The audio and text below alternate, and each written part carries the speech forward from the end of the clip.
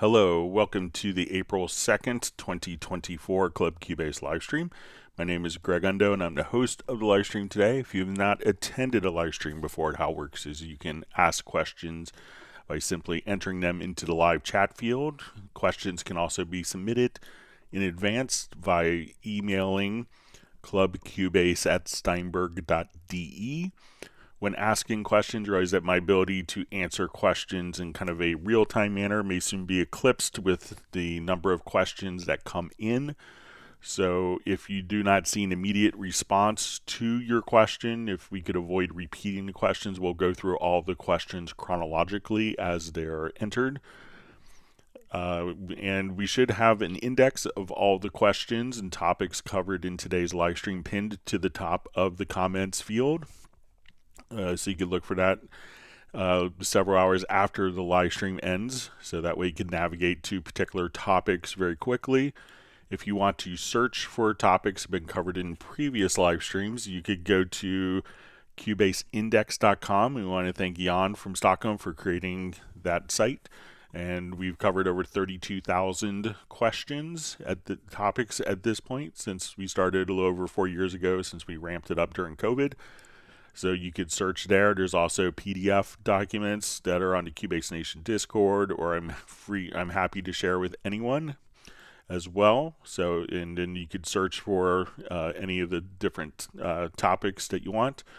So we want to give special thanks to Jan in Stockholm again for CubaseIndex.com. We also want to give Jazz Dude and Agent K special thanks for serving as moderators. They're not Steinberg employees.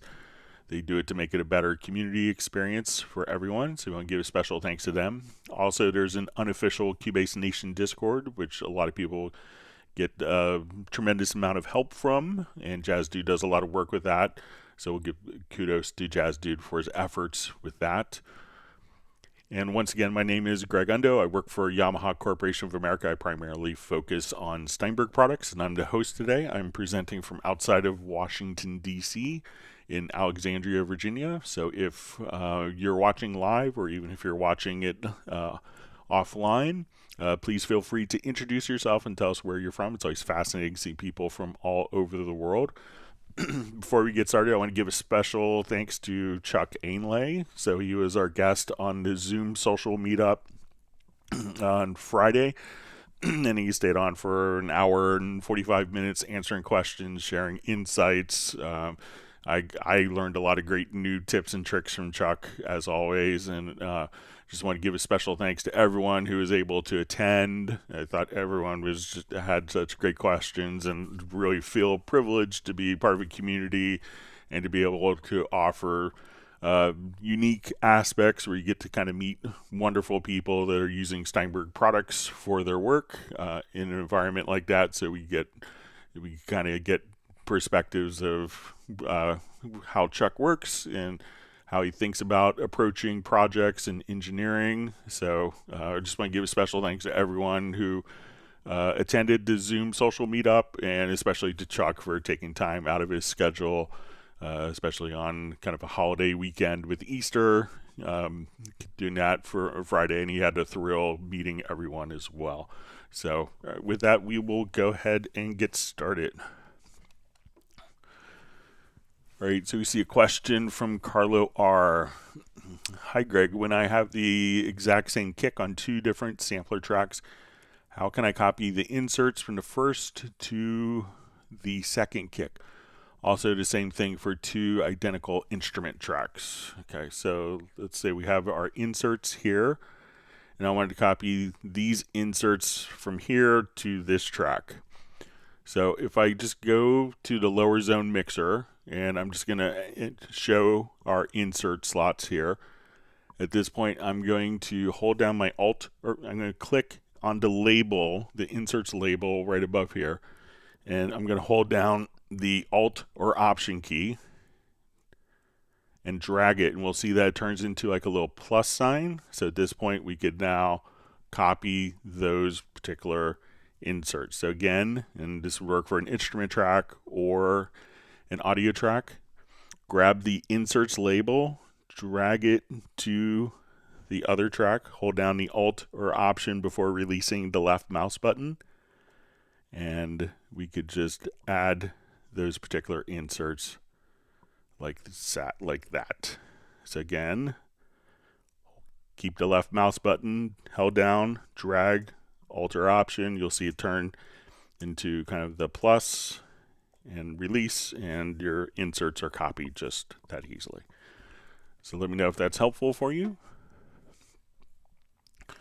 All right, wonderful to see Jazz Dude on, and we see Ben Loco waving hi. We see Jan from Cubase Index checking in from Stockholm, Sweden. The artist known as Love just says thank you, Greg, for everything. So you're welcome. All right, we see Stefan from Sweden. All right, artist known as Love wants everyone to hit the like button. All right, and we see Nick saying hello to everyone from Essex in the UK. And wonderful Greek piece that you shared yesterday, Nick, on YouTube. Thanks for sharing that.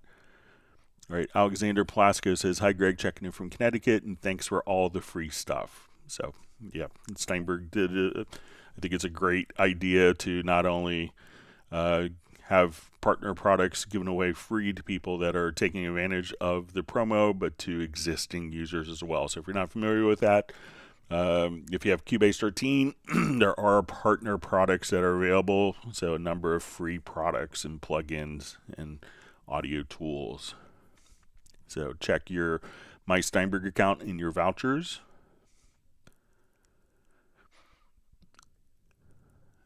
All right.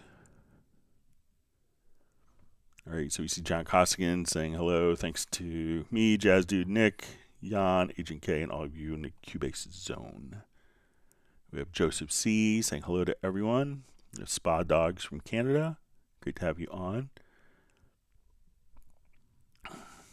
All right, we have Matt Elder from Toronto, and he asks, when I try to edit drums with the group quantize menu, it often just crashes most of the time. That never happens when using Beat Detective in Pro Tools. Any ideas why? So I know that there were some changes with that on Cubase 1303.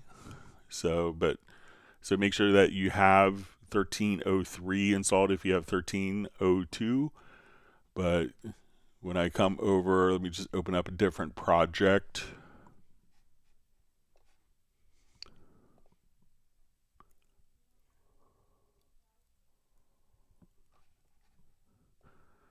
But basically, I think in 1302, some of the warp changes weren't being saved until the project was exited. So that was kind of the change in the behavior with that. So let's say if I am doing, let me just put these into group editing.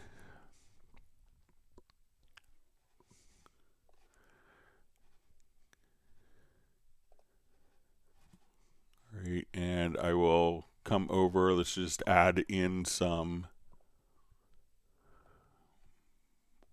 warp markers.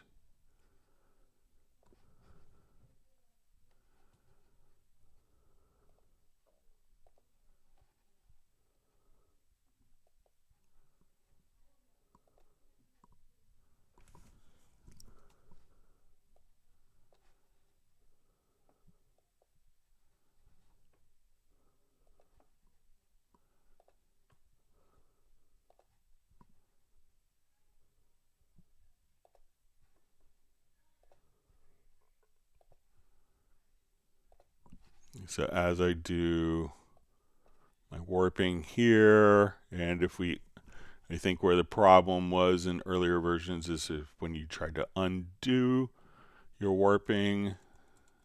So now you can see no problem with that. And if we wanted to put on phase alignment,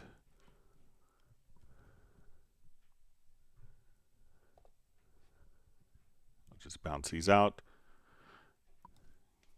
But it's going to be kind of the same with, I'll just board that for time expediency's sake. So make sure that you're running 1303, because I know that there were some issues that were resolved in the latest update with that mat.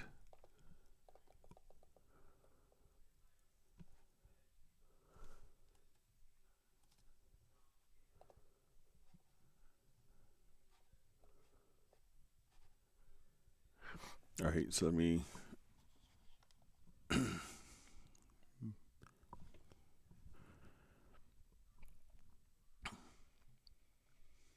All right, so we see Val joining us from a crowded train in Vienna. Just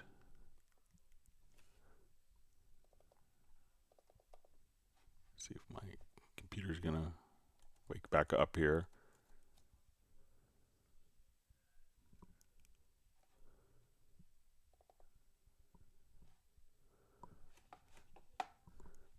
I'm just gonna force quit it real quick here. Hang on.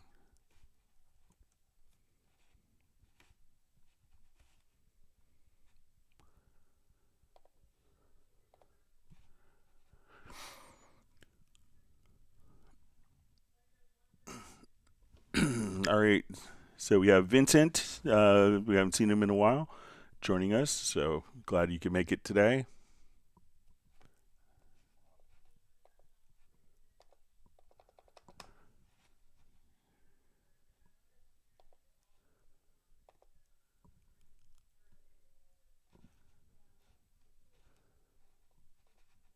Sorry, I'm stuck in a loop here.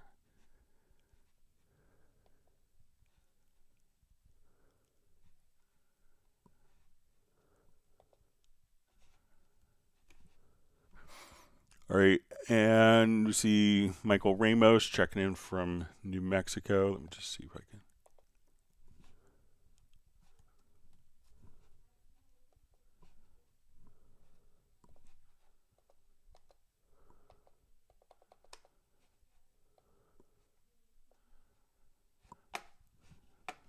I may have to restart my computer real quick. Shouldn't have aborted it.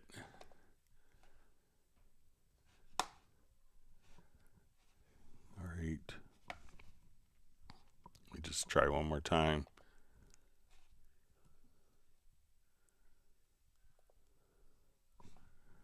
All right, I'm going to do a quick reboot. Just everyone hang on for a minute. It may take like 2 minutes for me to reboot my computer. Hang on just a second.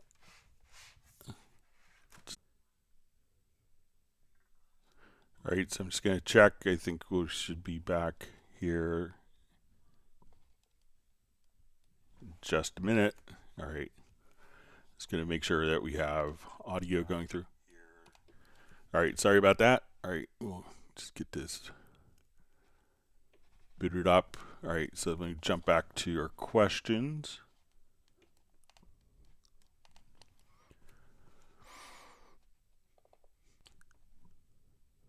All right.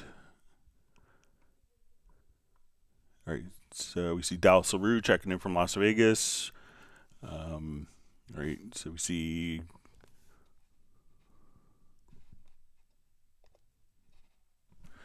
Jan from Stockholm says, thanks, Greg, for Friday's Zoom meeting to bring in Chuck Ainlay. All right, so yeah, that was a lot of fun. All right, so we have Emmanuel Ayers just watching from Ghana in West Africa.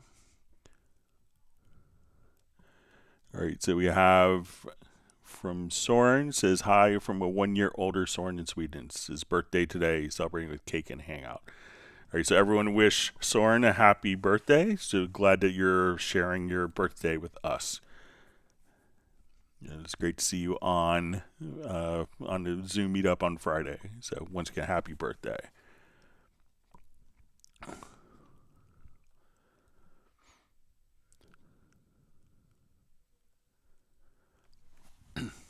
All right, so Eric Sampson asks, hi Greg, Eric's from Paris.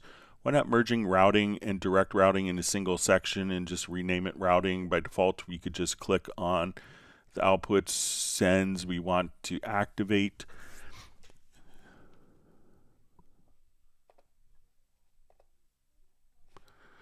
So, I think that there are two different things because, we could think of the direct routing is really going to be specifically for outputs and for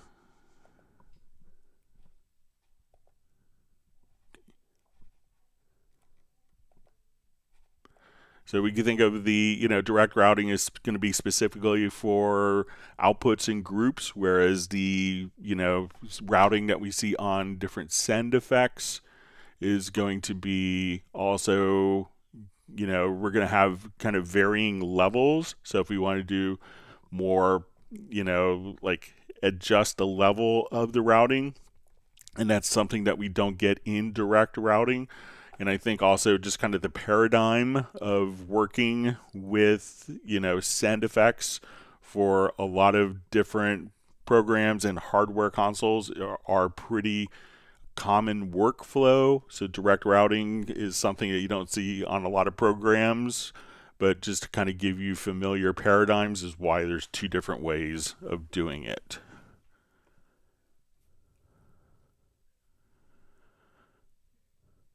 All right. All right, so we have Mr. Dali67 saying hello to everyone from Denmark. All right, so Matt Elder just says, how can I solo multiple tracks using the keyboard? I just want to solo and not solo safe.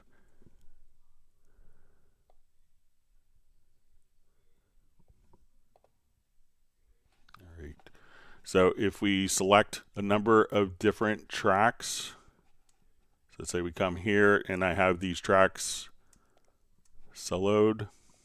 I may have to reboot my Cubase one more time here, but just hit the S key and that will solo like your selected tracks. So at this point, if we just click on, hit the S key on your computer keyboard, at that point you should just be able to solo whatever selected tracks you want, so you don't have to hit the solo key here. So let me know if that works for you, or if you need to just physically hit the solo key. So if you come and let's say if we are doing like, so I think that a lot of people are used to selecting the tracks, and if you're in the mix console, like activating Q-Link, and then you could just solo as well. And then if you hold down,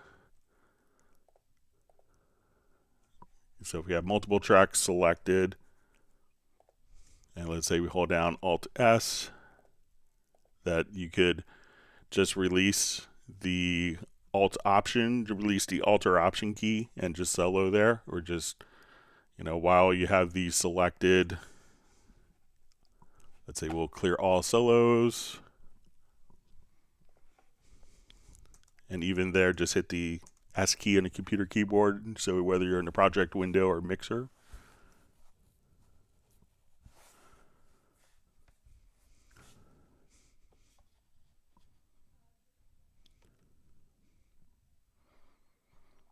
All right, so great to see Daniela Tocan on, just asking how everyone spent Easter. So a nice relaxing day here.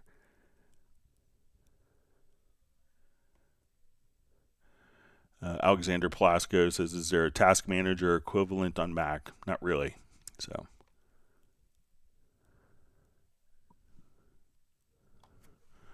Okay, Vincent asks, question, so despite that I know how to do this, obviously I'm doing something wrong anyway. I'm trying to export mono and stereo tracks separately in one go. How? Okay, so Vincent says I've chosen export as interleaved and effects dry, yet mono tracks still export. All right, so let's go ahead and take a look. I'll do new project.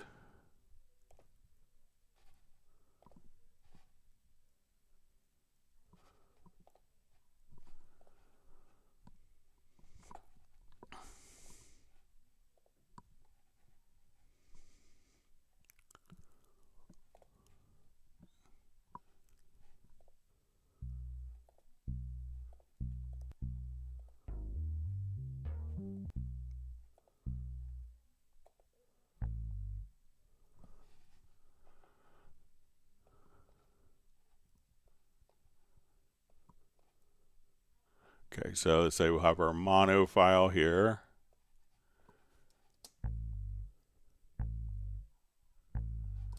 And we'll just do a stereo file.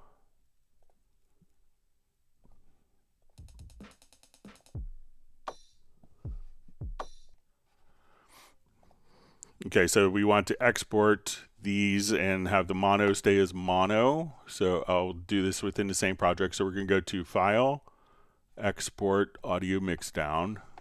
All right, and what we want to do is I'll say multiple. We're going to select our stereo and our mono tracks. And where it says effects, we're going to choose disable dry. And at this point, I'm going to create new audio tracks with them. So instead, all right, so we have disabled dry here. Now let's export audio. And I have it set to interleaved. So let me just do that one more time. Sorry about that.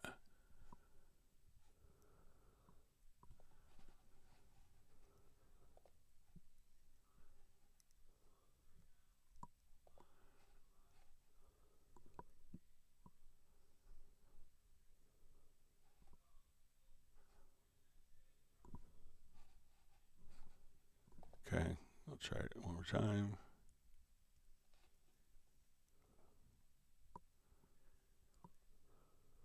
Oh, so I just included the stereo so here. All right, so we'll go audio mix down. I'll take the stereo out. So we have this export as interlead. We'll do disable dry. And now we'll have our bass track as mono and our drum loop track as stereo. So once again, go to export, audio mix down, and in the effects section, that's where you need it to be disabled dry. And then your mono export is mono, your stereo is stereo.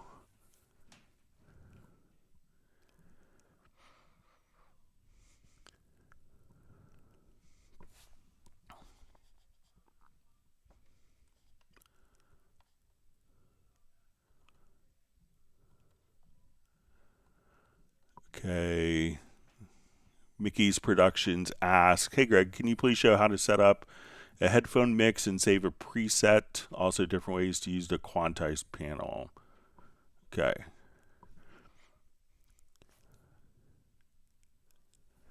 Okay, so let's say we want to set up a headphone mix. So let's go back to different project.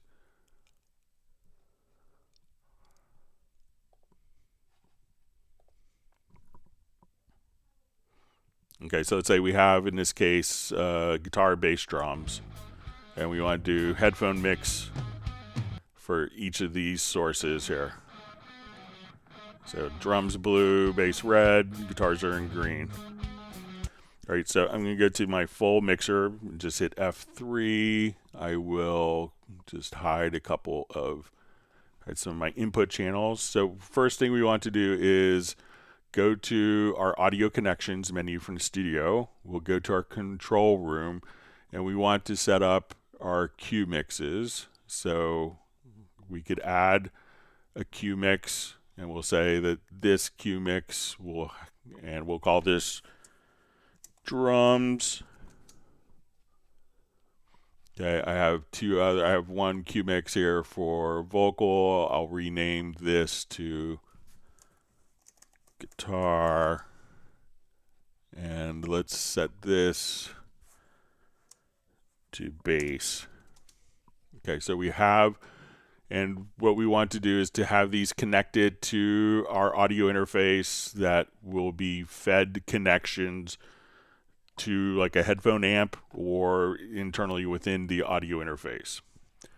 So we'll go to our Q sends, and the first thing we want to do is I'm going to select all the channels.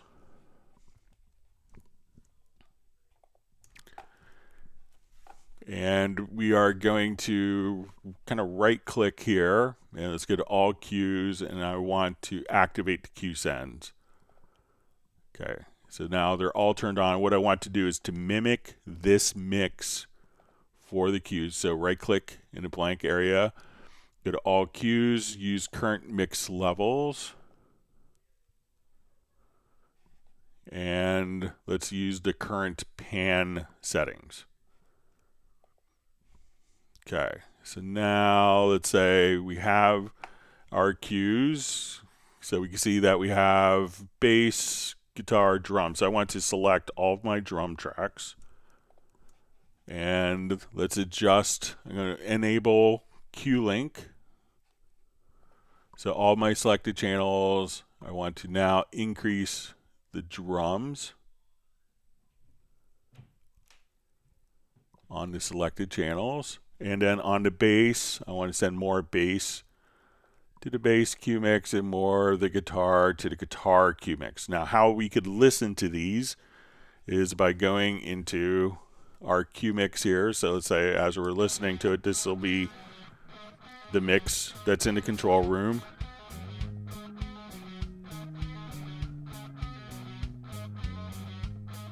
And now we could just come over and audition the different cue mix presets here. So once we come over here, we could say, okay, we want to just activate the cue mixes to listen between the different cue mixes. So that's how you could set up your cue mixes for that. And we see and save a preset. So, once we have that saved, we can just simply, store that as within a particular template to be able to go back and forth between our different cue mixes. So if you save it in your project, that will be saved. And the second question, and a preset, also different ways to use the quantize panel. All right, so let's say if we have some MIDI notes in,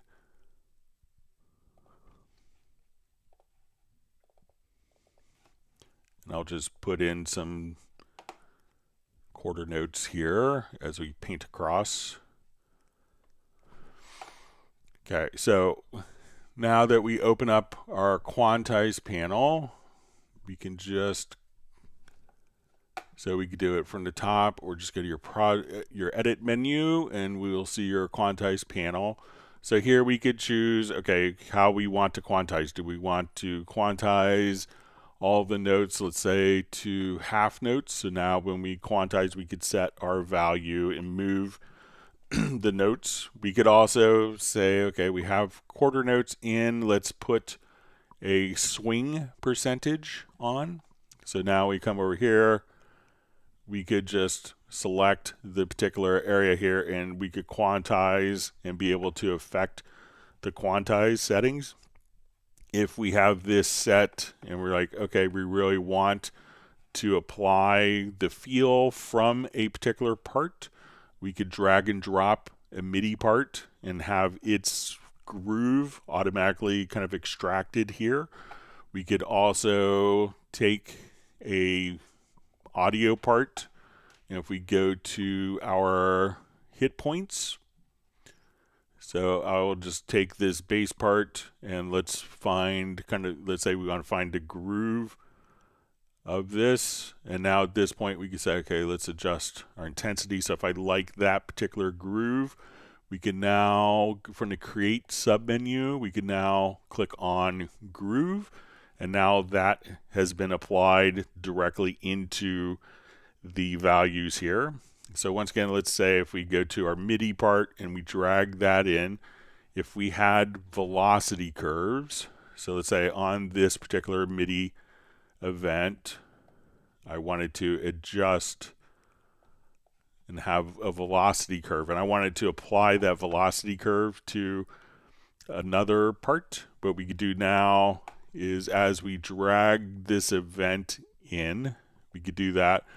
We could choose to carry the velocity over to other parts.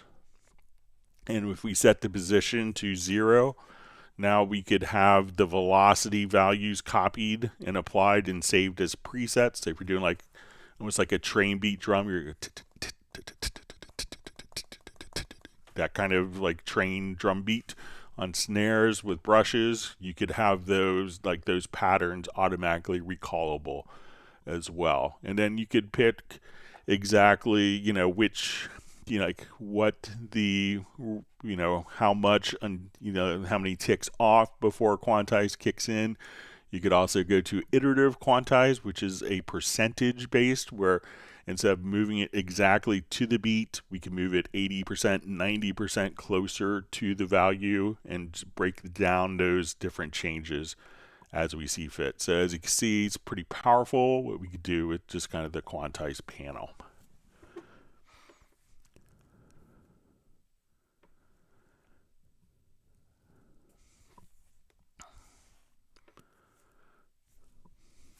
All right, Premium Board says, I have a problem with some plugin on Cubase 10.5, some of them causing track out of tempo. It sounds like you shifted to track, but when I bypass those, the track becomes normal again on Windows. So it could be, I'm not sure which plugin it is. Some plugins may, so sometimes what can happen is if a plugin has like delay on it, so say if I come here, we add an audio track and I want to add, let's say, a vocal chain.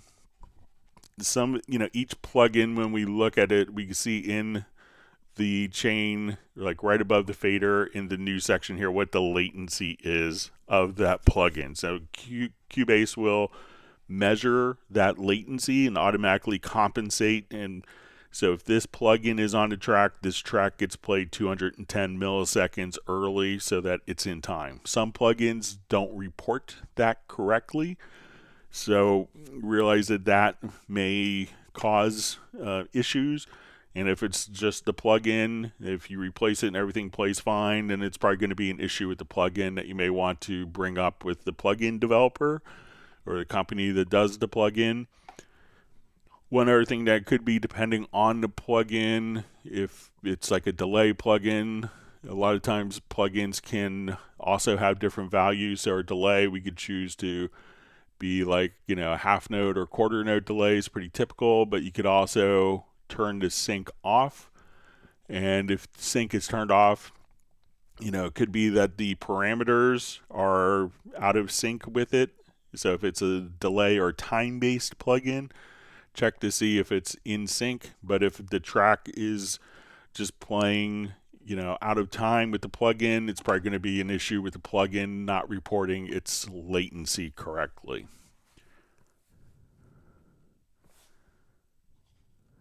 Great to see Michael Teams from Weatherford, Texas. Thanks for joining us today.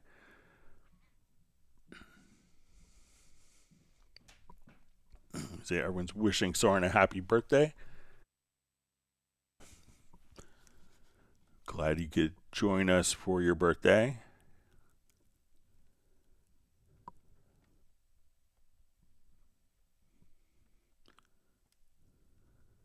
All right, wonderful to see Gerald Ely on.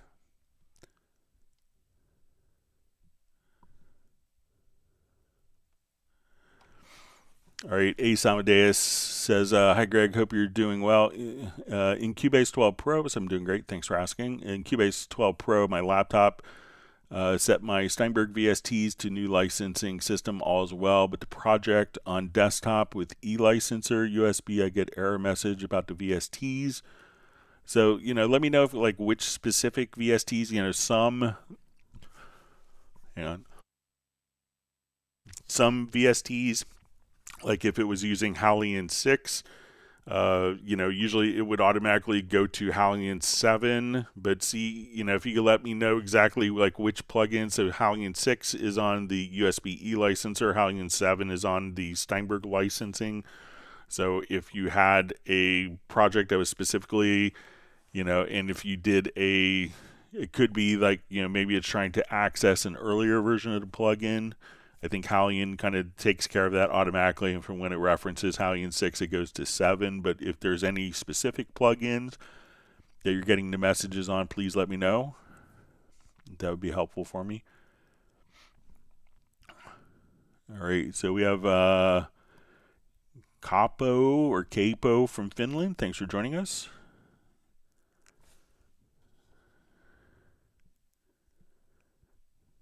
All right. Michael Teams.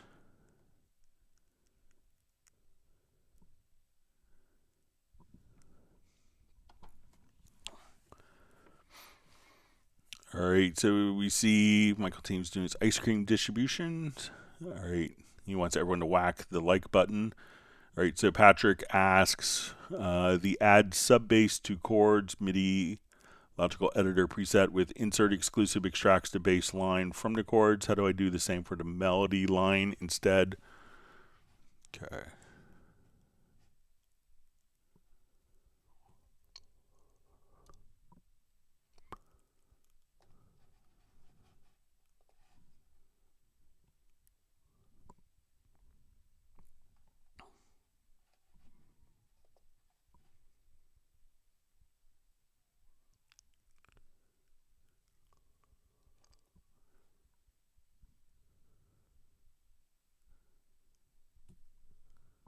It's not liking this project today.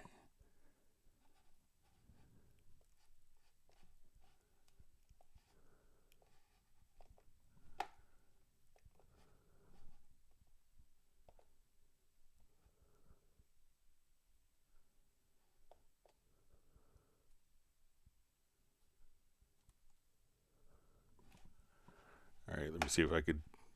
All right.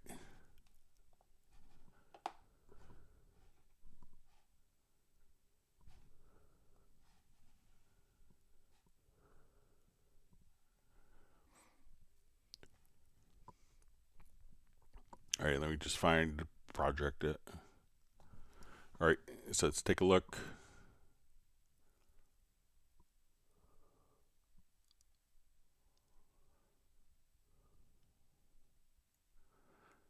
So, depending on the melody and the counterpoint of it, we could, it could be some other different things. All right, I'm just.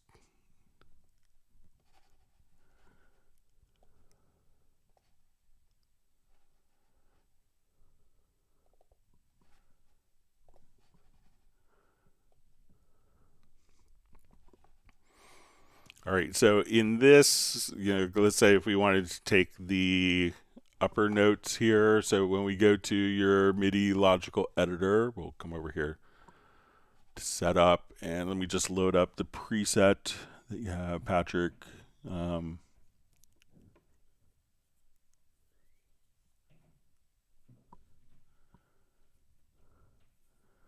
add sub-bass to chords. All right, so we want to take. So let's say we want to come over here. We will do the, right, to insert exclusive, and we want to say type is equal to notes. Remove this. Let's come over and say where our pitch is over C2, or we'll say is above F2. So here we can say our subtype is going to be pitch is bigger or equal to F2.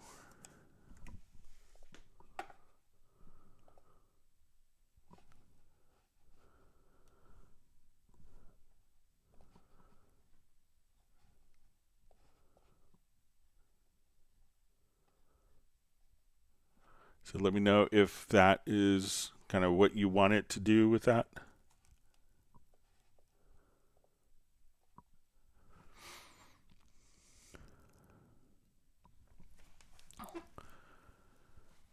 Okay.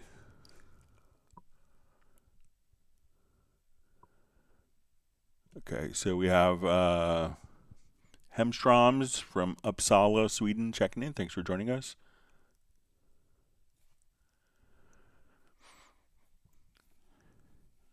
Okay, so we have a question. Is there any possibility to quantize audio guitar riff to an existing MIDI part created earlier? It would be very helpful. Okay.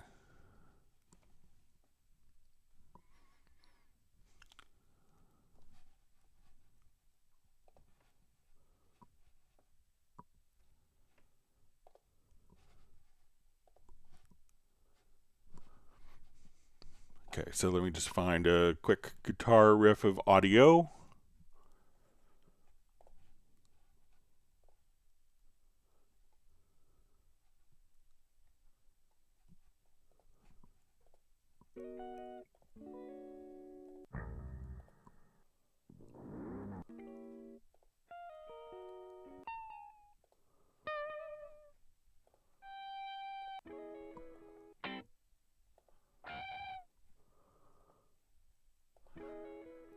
me go to, I think I have the new pop guitar. This is one of the free libraries that you get.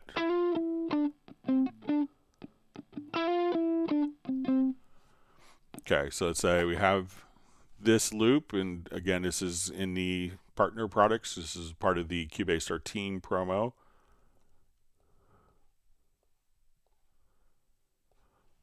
All right, so let's say we have this, and let's make a quick drum beat, or let's see if we can find just a MIDI loop.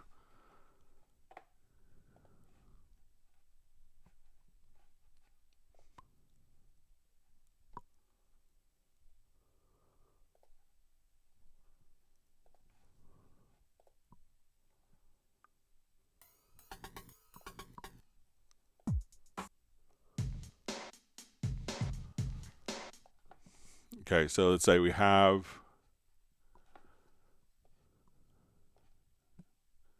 and I'm going to just take this and let's look at the quantize of it real quick. Okay, so I'm just going to apply my quantize panel to I'm going to add some groove to this.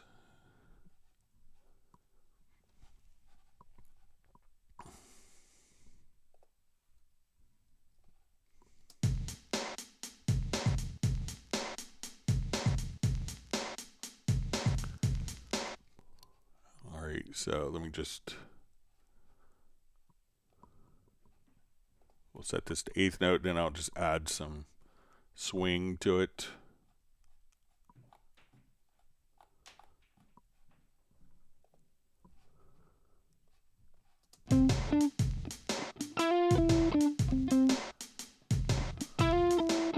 Okay, so I have this MIDI part, and we want to apply this groove to the guitar part. So what we're going to do is drag this over. So now we have the feel of that part. I will take this guitar part and let's audio warp and quantize.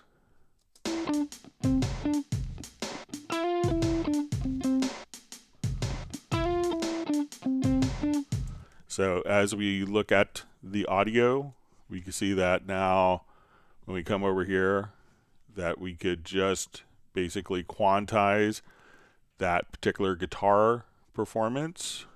So as we look at it in our sample editor here, we can now say, okay, I want this to be exactly 16th notes. So when we quantize this, we can move the different elements, but now we could just take that particular groove from here, select the audio, and quantize, and you could just quantize based like that.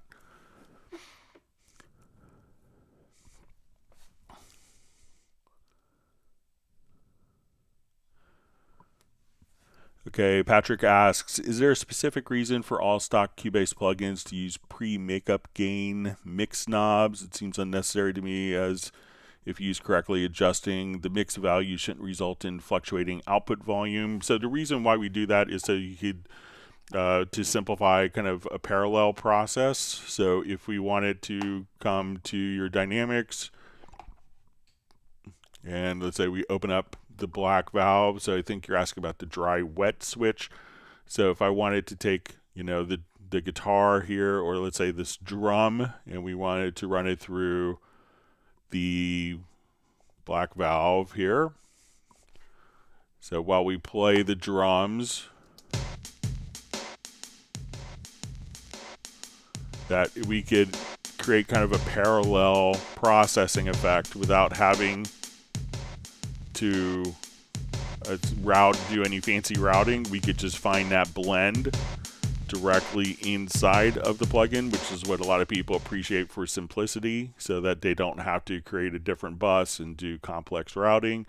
They could just kind of get that particular sound and blend and find the parallel and basically handle parallel processing internally within the plugin itself right there.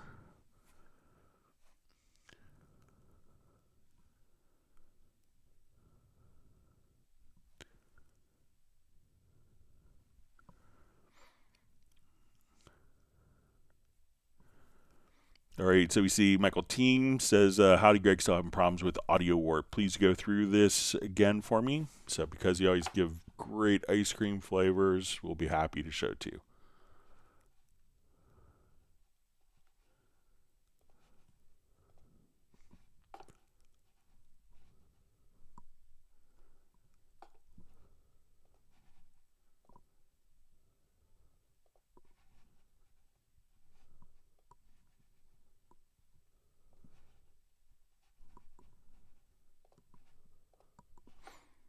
Okay, so open up a quick project.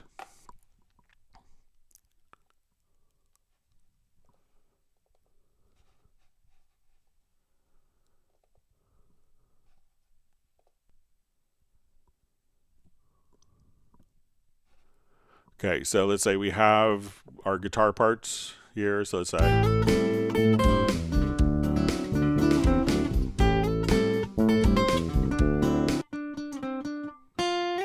if we put this on and click,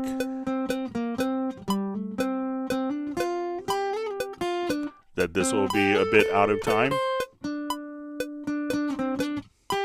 especially like that part right there, those two notes. So what we want to do is, as we find, Cubase will figure out what the hit points are. So let's just double click, let's say on our guitar part, and let's find kind of our musical hit points. So we may adjust our threshold here, and let's adjust the intensity.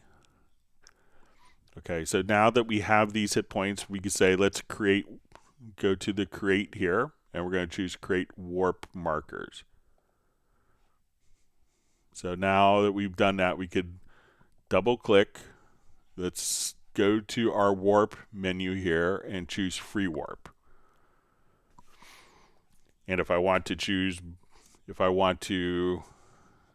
let's say we'll take that track, I'm going to go to my audio. We'll see real-time processing, and one of the things that we could do is, we could actually, I'm going to select both of those events. So now we have, when we see the yellow, you may not see it initially depending on your zoom value, because it could be all just horizontal yellow lines, but as you zoom in, we can now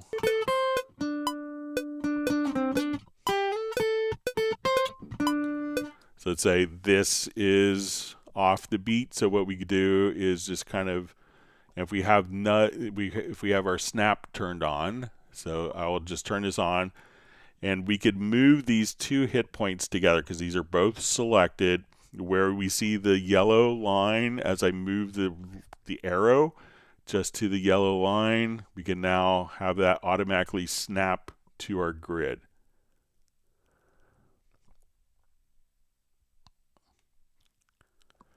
So now we could listen to it and say I want this to be there.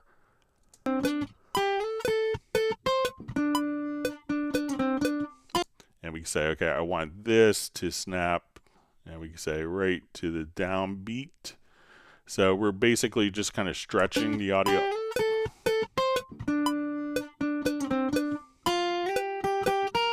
So anytime that your performance is a little early or a little late, and this makes sense, to have your grid, you can just come here and just snap, basically taking the transients, and you could snap those directly to the grid. So I always like to take the hit points, so just double click on the events, dial in the hit points, click on the create, go to warp markers, and then make sure that there's 3 different warp modes, that you want to be in free warp, that you're zoomed in, and then we could adjust to the grid and make everything rhythmically tight if you want it.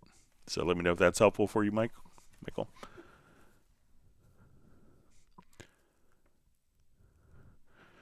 All right, so we see a question from Patrick. Can the MIDI logical editor be used to remove all MIDI data outside of the region borders? I think so. So let's go take a look.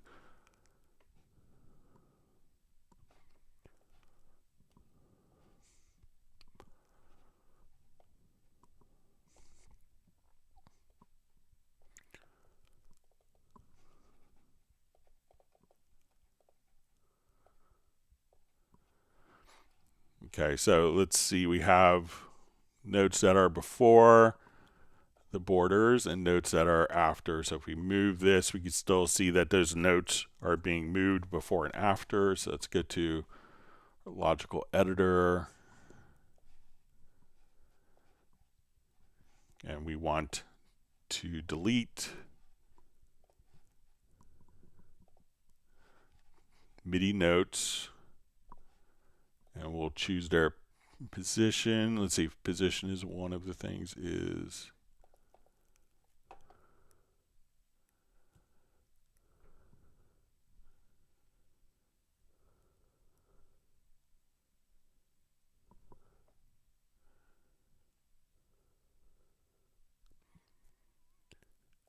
Okay, so let's, all right, so I'm going to come here and hit the letter P. Now let's, so I've set the left and right locators around it. So we'll say our position is outside of cycle. Okay, so we have these notes in white. So I set the cycle around it, and then you could just delete those. So you might have to come over again. So let's use the cycle markers. So hit the letter P for like parts to locator. And we want to get rid of the notes that are before and after the event. So we will choose delete notes and position outside of cycle, and then those notes will be deleted. Let me know if that's helpful for you, Patrick.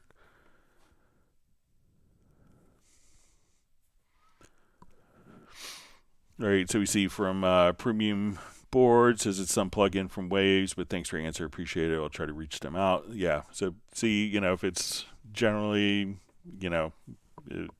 if it's one plugin that's causing it, it's pretty easy to isolate it to that.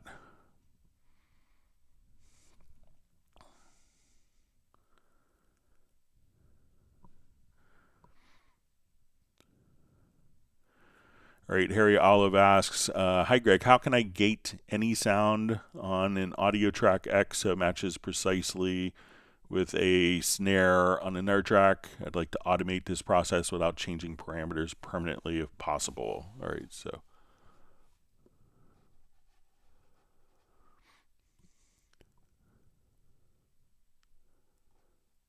Okay, so let me just.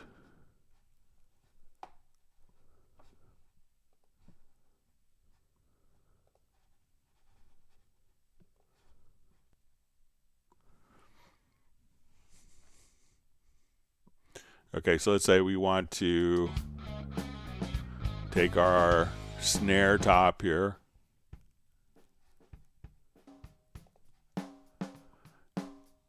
And we want to set that as the gate for another track as a trigger. All right, so let's come over. Let's say we have the bass going.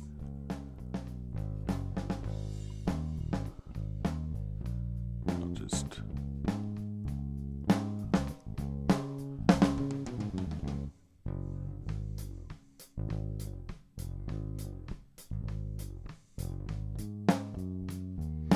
All right, and we do have some bleed. So let's come over here and let's see if we could just put the gate on the bass.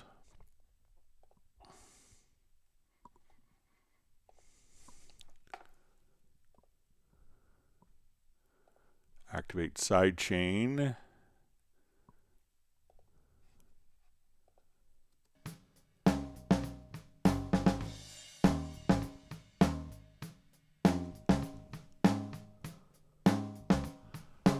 So now the gate is really, as soon as the snare hits, it's going to open up.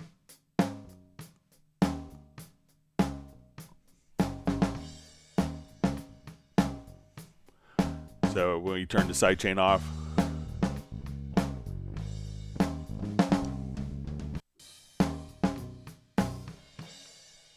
So otherwise the bass track is closed.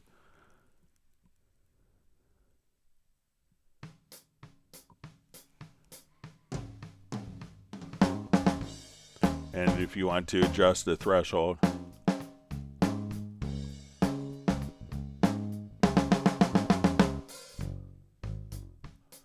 so even if I wanted to do this with maybe a kick track instead of snare,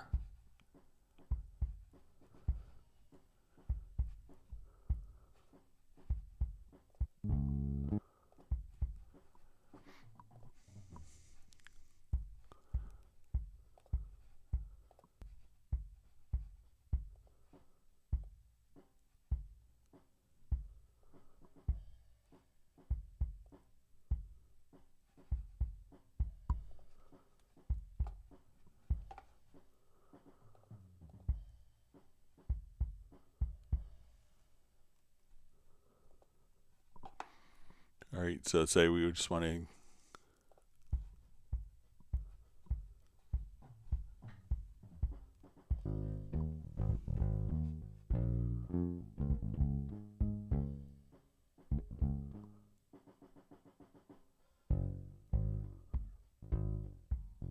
so now the bass is, the gate's only opening up when the kick is going. So let me know if that's helpful for you, Harry.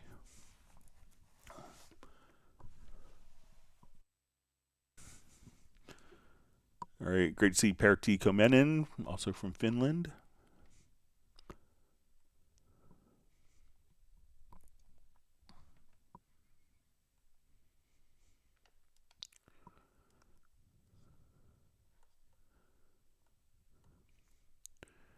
Okay. Great to see Roger Cabo on.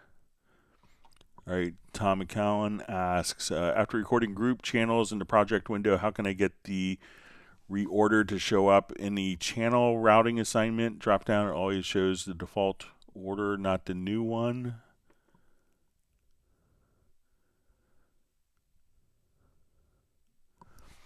Okay, so I think that the routing order, so let's say if we're here and we have group 1, so let's say I add a group to this track.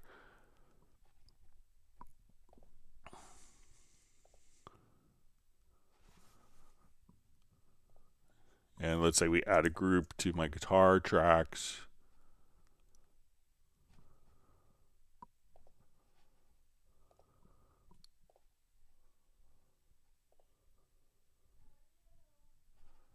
And I'll add one more group.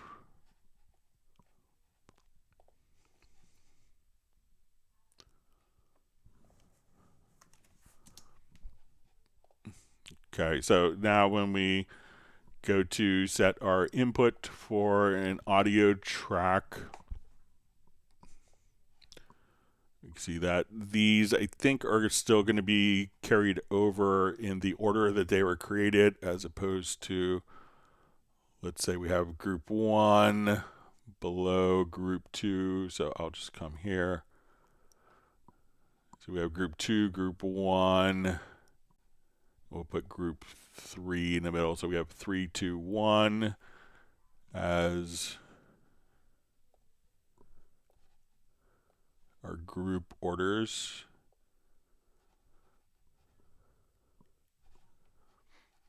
So I don't think that this will change kind of the routing assignments.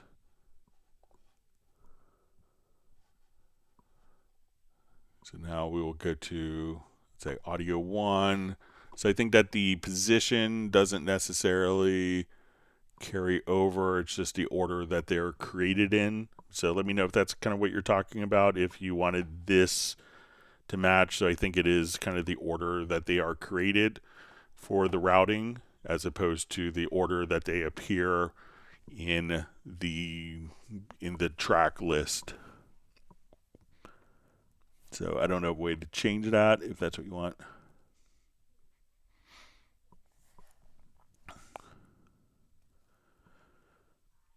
Okay, Mickey's Productions asks, hey Greg, can you please show how to set up my headphones on the listen bus and how to set up my monitors also, and save a preset. It worked for me once, but not sure how to do it again. Okay, so it could be, so I'm not sure if your headphones were routed to a particular headphone, like to a separate output. So again, if we come to the audio connections here, we revert.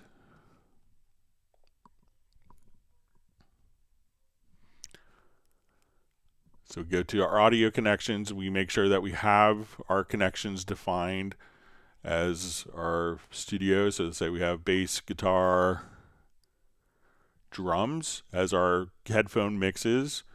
So you may just, depending on your audio interface, what's critical is where this is set up. So if you want it to be basically going out of outputs 3 and 4, like I have my audio interface here, then that would, and we have the headphones routed to there. So it could depend on how the headphones are connected into your audio interface, and if your audio interface can route to a separate bus. But if that's the case, then you could come over, if you have different speakers like monitors, you could just come over and switch between your different monitors. So, but if we wanted to again do like our headphone mix, so let's say we go to our bass track and we open this up, so let's say as we're playing, and I go to my cue sends, then I could go to my bass track here. So now when I go to cue mix 2, that you could just have that routed. So what's really probably more critical is the interaction between your audio interface and the actual and your headphones, where that's connected to. You could also have it going out of a phone's output if you wanted that to be set up as well. But so just make sure that you could just set your particular cue mix to go out here. So let's say if we have this cue mix at that point, now that's the only thing that's going to that cue mix. So that could be your headphones. So generally the listen bus doesn't really have much to do with it, but if you give more information on if your audio interface, if it's like a 2-in 2-out interface where it's just mimicking the stereo output out of the headphones, or if it's 2-in 4-out and you can say outputs 3 and 4 get sent to the headphones, then you could have that set up to work and isolate the headphones differently.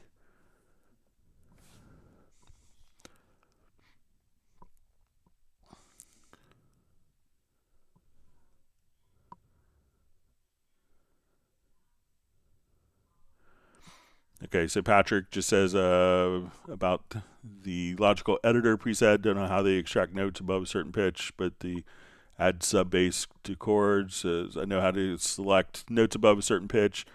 Add sub bass to chords. Preset recognizes lowest notes being played at any time. I don't understand how it does it. I'd like to modify it to recognize the highest note playing at any given time. Okay, let's see if my jump off project's going to cooperate.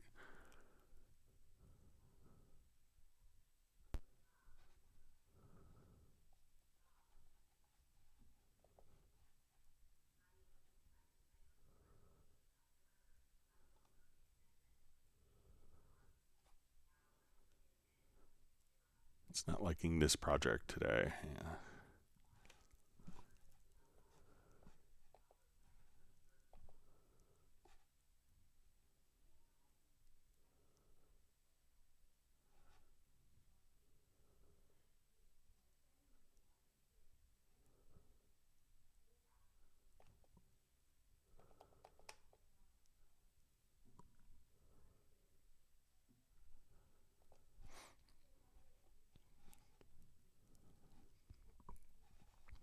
Okay, so let me just create some.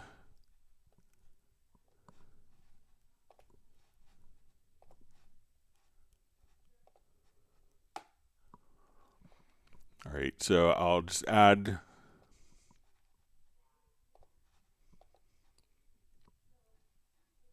So while this may not do the melody, if we wanted to switch to the highest notes, what we could do is, let me add a chord track.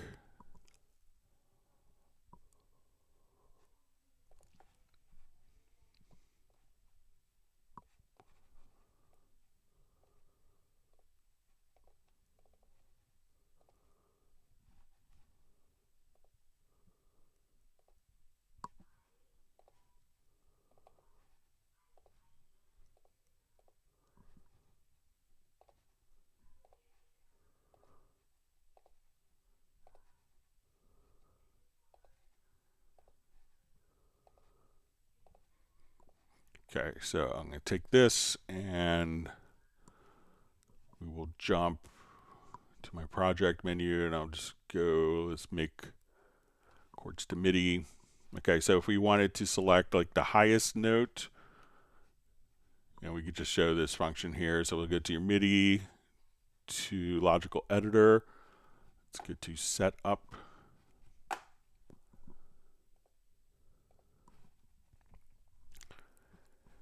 And we'll say we'll just choose to select. Type is equal to notes. And then we could go to context variable, choose is equal to highest pitch.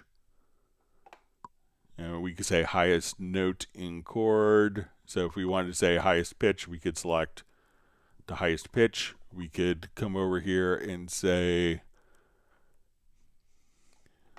highest in the chord.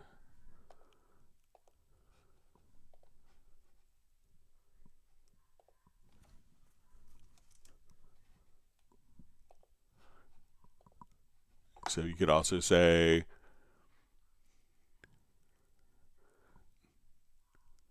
number of notes in a chord. So we could say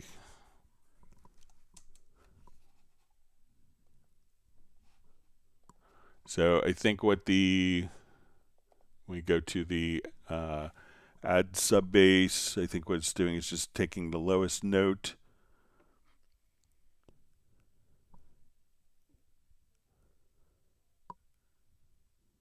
Let me just, so I'll just look at the preset here, add.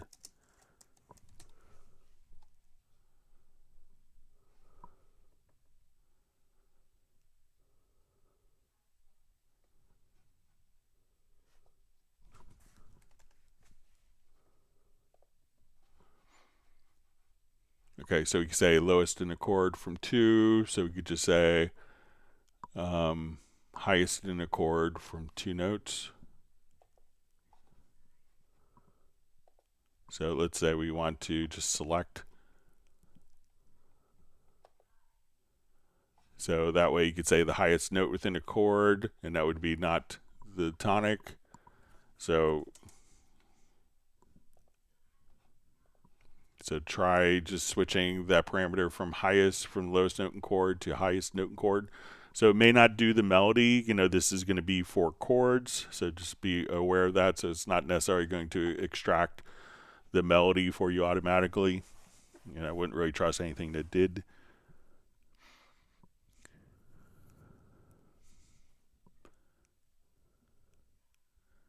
And so if you want to do this to the highest note playing at any time, see further comment.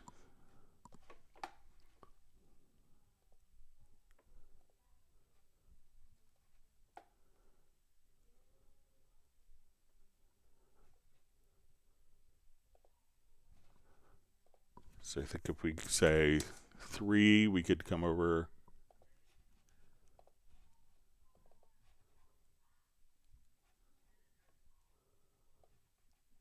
We could choose within the chord voice. So let's.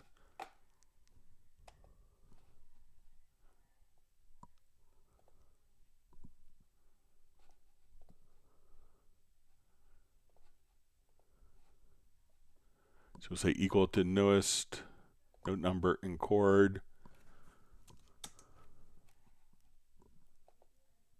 So if you do that, then you could select the highest note. So again, type is equal to note, context variable is equal to note number in chord, and then you can just hit 3 for the value.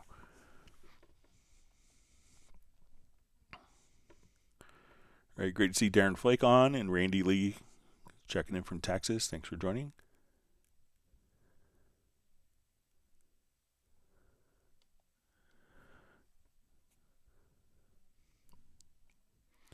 All right, so we see from Kappa Gekon, can I get link? I download, please. So let me know what you want a link for. Let's see if that's, see some discussion in German maybe with that, Jazz Dude.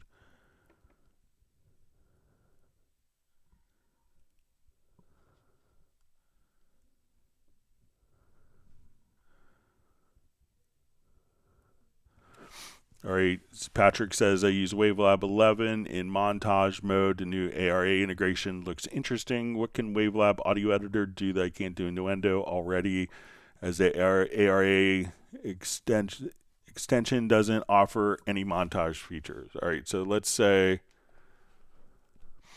so if we wanted to do some cool things in WaveLab that aren't necessarily easily done in the sample editor in Cubase, let me just import a file.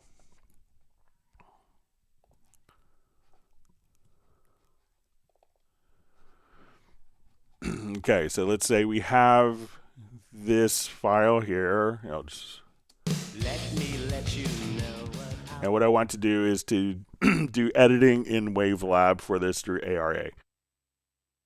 And this is new in version 12. So what I'm going to do is just go to my extensions on the track.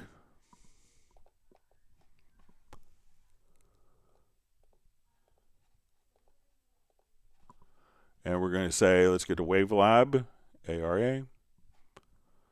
Okay, so now when I double click, we can now have this being edited inside of WaveLab. So some of the things that we could do is, let's say I want to take my left right. I'm going to just switch this to my waveform view. So as we're listening to this, so we could, if I want to take like, so we have left right, and then we could also see our mid side. So I could just select one particular editor here. Let's go to process and let's adjust gain. So if I want the sides to sound wider, I'll add 3 dB of gain to the sides. So as we do this,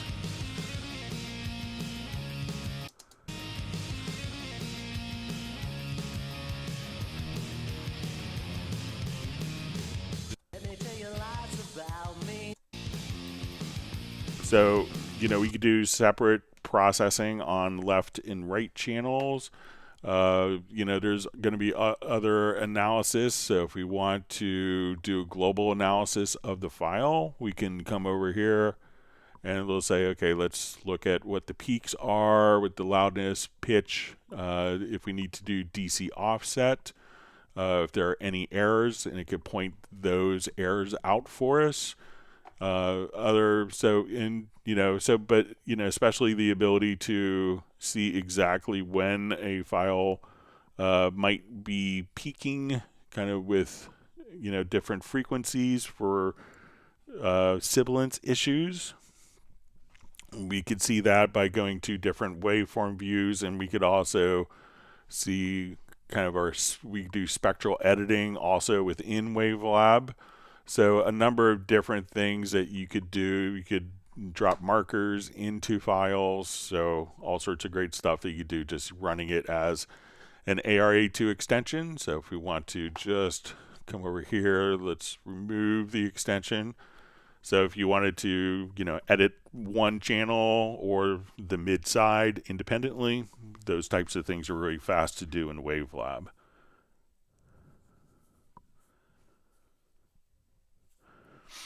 All right, Carlo R asks how to edit a vocal in a MIDI editor. So generally, when we do vocals, it's going to be inside of an audio file. So it's not going to be in a MIDI editor. It's going to be a different editor. But if we wanted to treat it kind of like MIDI data, we can come over here. It's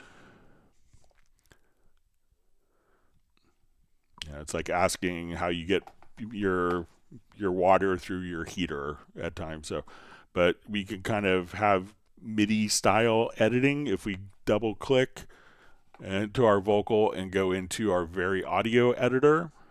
So now we can see and kind of edit with the ease of MIDI for audio data. And if we wanted to convert that into MIDI, we could actually just go here to the functions menu and say extract MIDI, and that will make a MIDI track. So it's not going to sample the, it's not, this is just making MIDI data. It's not going to play back the audio, because audio MIDI are kind of two separate entities, but you could treat the vocal very much like a MIDI editor using VariAudio. So again, once you have the double click to launch a sample editor, go to VariAudio, click on this icon, and that will do the analysis, and then you could move different notes around as you see fit. So you say, oh, what would this note be? And tune just there. So that way you kind of get the MIDI editing.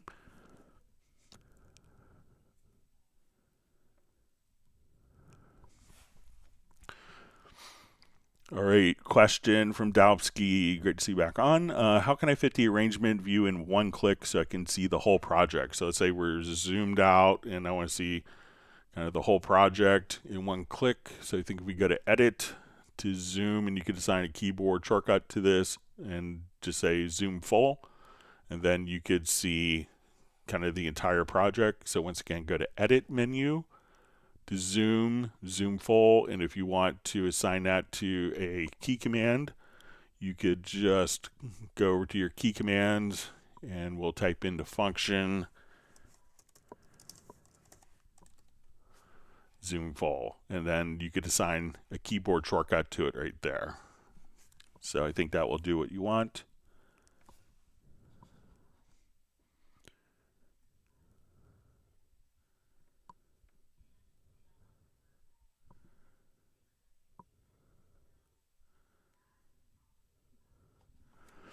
All right, so Vincent asks about exporting mono stereo tracks. I do this and the tracks in the project appear correctly, both stereo and mono, but if I import the exported tracks from the mixdown folder, all are stereo tracks. All right, so let's say I want to take these two tracks, my vocal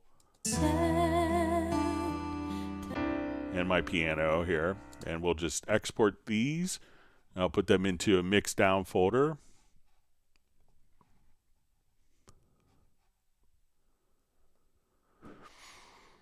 Okay, so we're going to take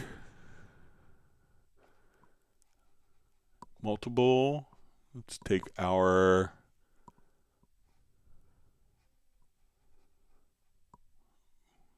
say our vocal and the grand.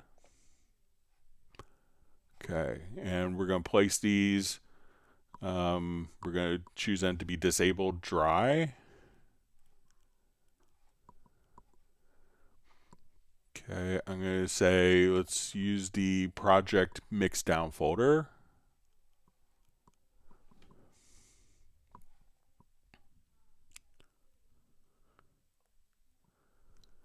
All right, make sure I have everything set here.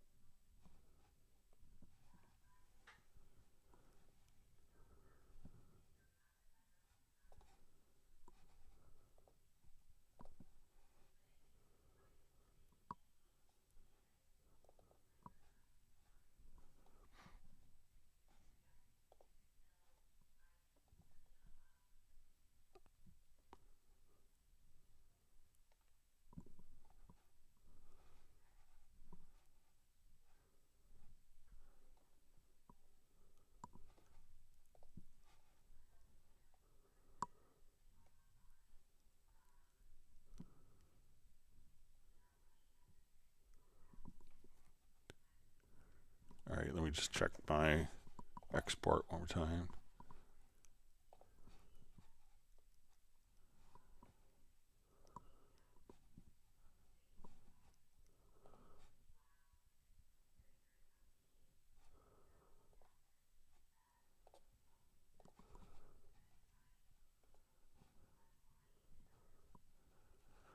Okay, so we'll go to our file menu to export audio mixdown.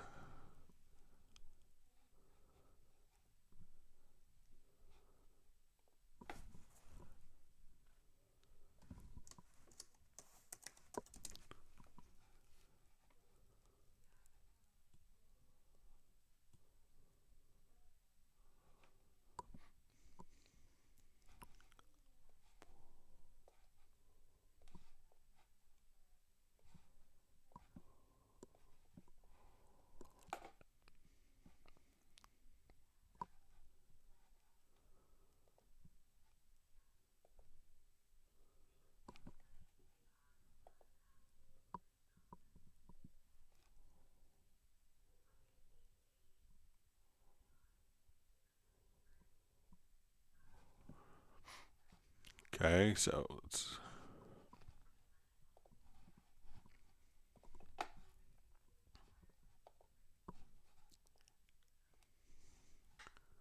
import those exported files.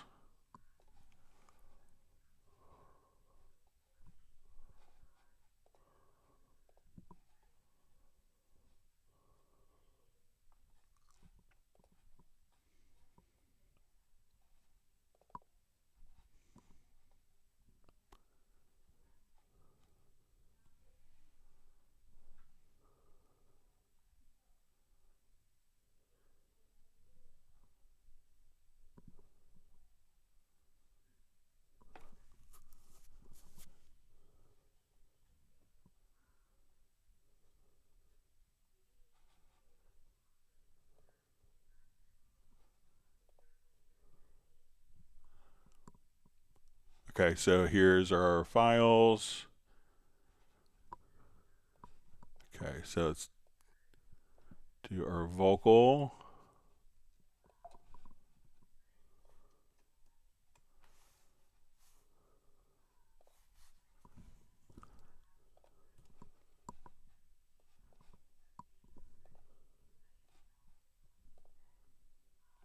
And we see the vocal track is still mono. Let me just, I may have.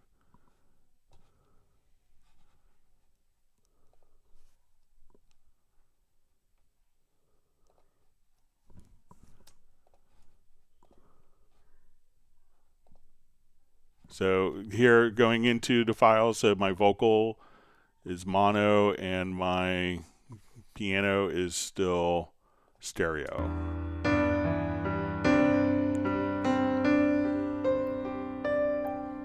You stare at the ground. So it looks like they're still mono and stereo both to me. So let me know if I did something different than you, Vincent. All right, so you see Michael Team says, okay, Greg, think I got it now. Thanks so much on the warping. All right, and you see Michael Teams just says, Greg is bailing me out in a song with an issue in a track. This is to Randy Lee.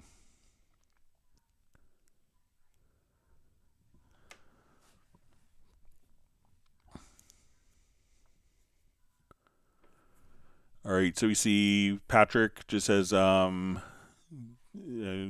as single events render function doesn't work for me after cutting up an event. Also, what is the difference as block events? Okay, so let's come over here. Let's take just a little bit of a file here. I'm going to cut this up.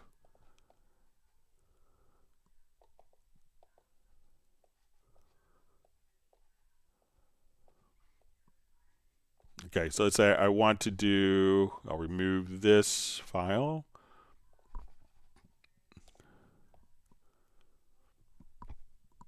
And we'll just erase that. So we have files and we want to do a render in place. So let's say I've split these up and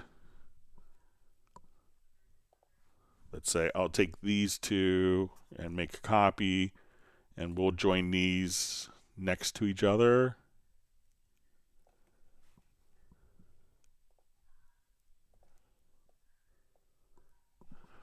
Okay, so what I'm going to do now is let's select these four. Let's do a render in place. So let's look at the difference between render in place as events and as blocks.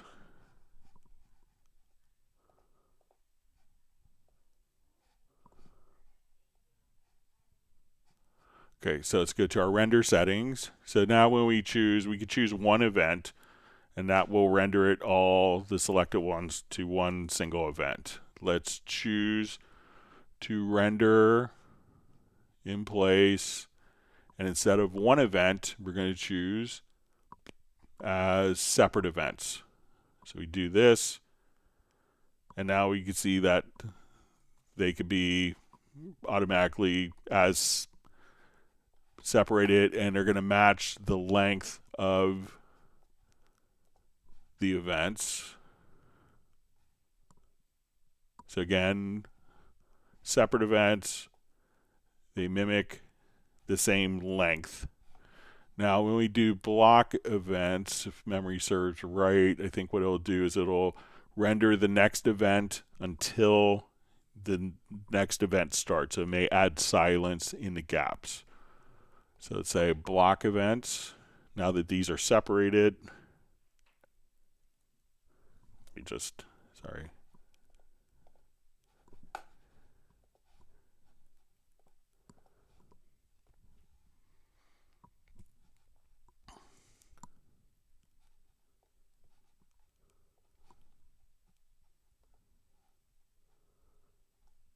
So I think that this is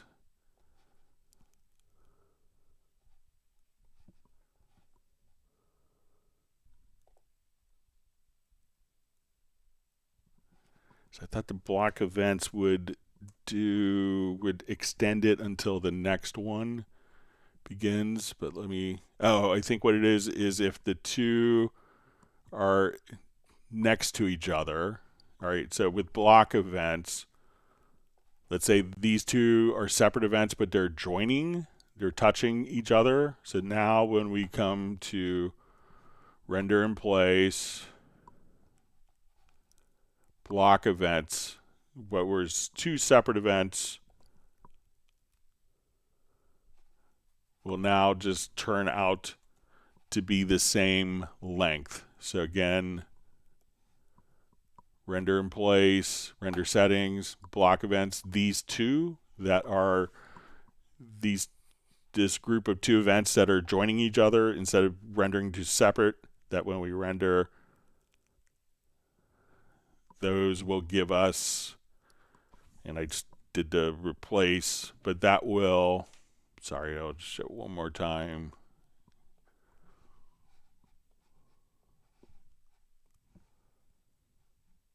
So render in place. So the two that are joining, when we go to block events, these that are next to each other, right next to each other, will be one event.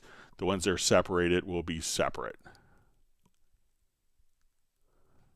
So there you can see. So instead of two separate events, it's one event that's joined because they're kind of adjacent to each other.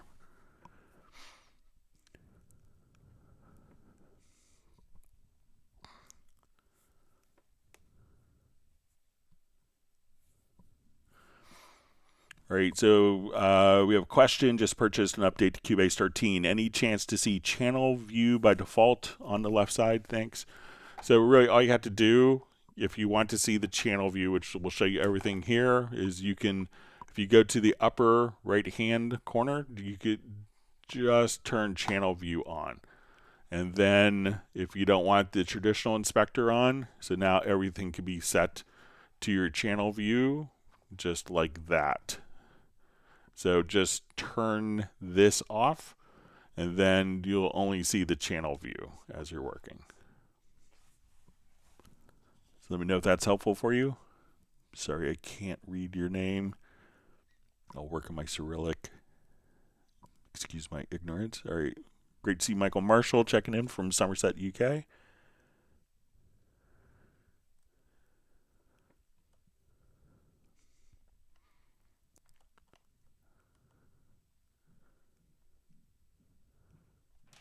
And chat field just jumped.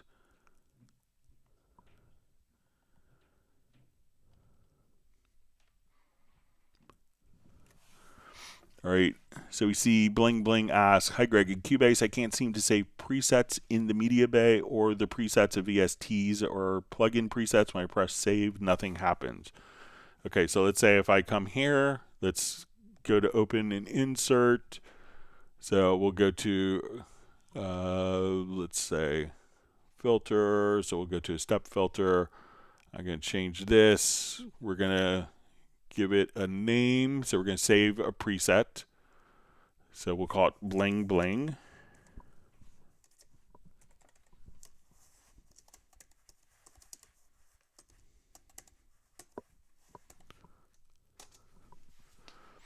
Okay, so we hit OK.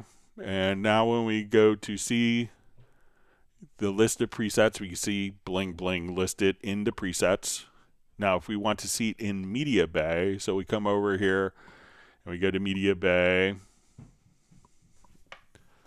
So we'll open this up. So a lot of people will come over to factory content and say, okay, I want to go to my VST3 presets, and let's open it up and we'll see our step filter.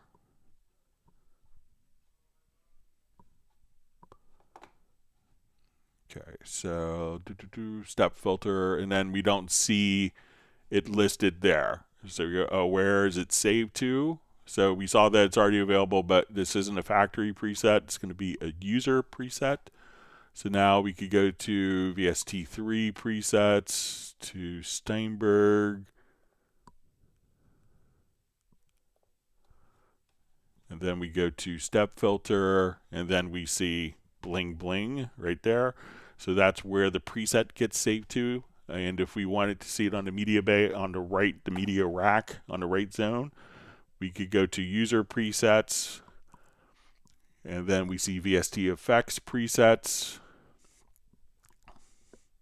And then if you wanted to, instead of character, you could see the plugin name. So we'll come over here, say step filter, and then we see the preset Bling Bling right there. So let me know if that makes sense, if that's helpful for you.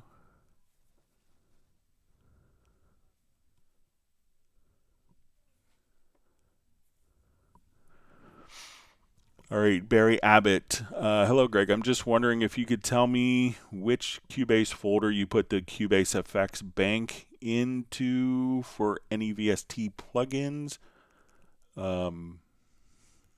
Okay, so if it's like where the plugin folder is, so with VST2 plugins, they could go any folder, and you could tell Cubase where to go look for them. So if you go to your studio menu, to VST plugin manager, and we click on the settings here at the bottom, you could set your VST2 plugin folders right here. So you could set the path, you click on plus to add the path, and that will look for it.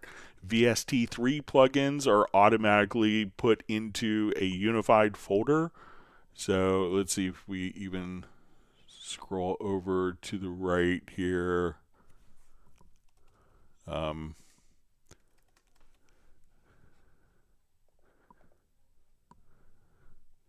So let's say if we go to your info screen here, we could see, you know, like where these particular plugins, the path where these plugins are stored right there.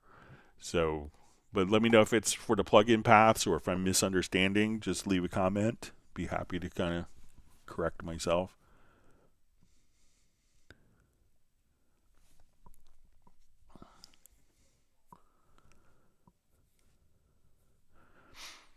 All right, Musictron asks, when adding tracks to a folder track in the arrangement window, is there any way to make the mixer reflect the folder tracks in the arrangement window or auto hide?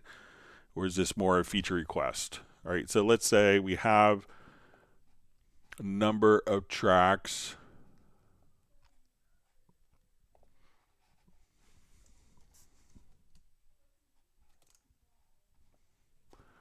Okay, and all these tracks we'll put into a folder. So we'll just say move selected tracks to new folder. Okay, so what we could do is, let's say we're in our mixer. Okay, so even if we're in the lower zone mixer here, and we go to, let's say, our channel and visibility setting. So I'm just going to activate this. So we go to our visibility. So if I only want to see what's in the folder, so let's say I have a number of different tracks that are in the folder. At this point, we could choose to, now I'm only seeing those particular tracks. So let me hide my input channels. But we could hide the other tracks. So if you hold down Shift and click on the folder, so let's say if we're here, and now I could see all of my tracks in the mix console. But if we just hold down, we can see the folder indicated right here. So if we just Shift and click to the folder, all the other tracks are now invisible.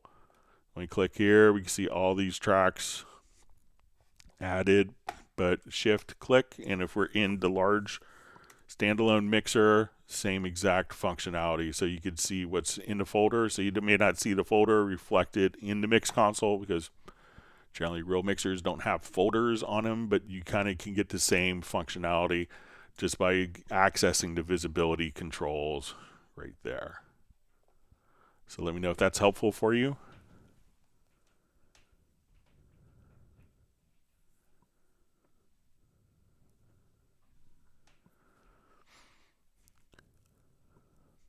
Okay, so we see is directed to Jazz Dude, but I'll answer it for other people's benefit.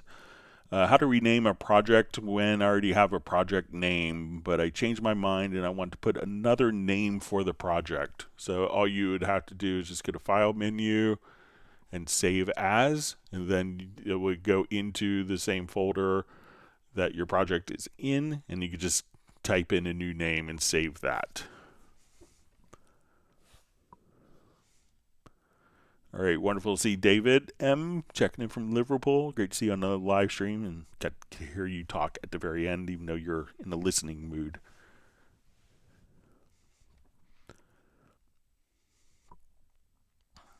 All right.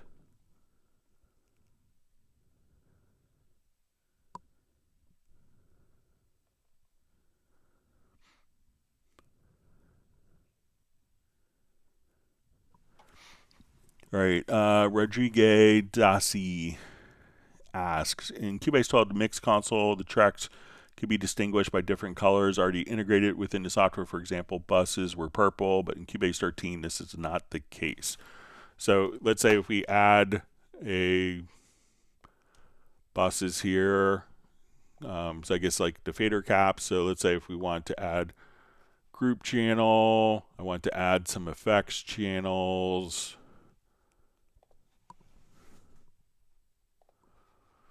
Okay, and we look at this in Cubase 12, there were different color fader caps for this. So what we could do is if we go to Preferences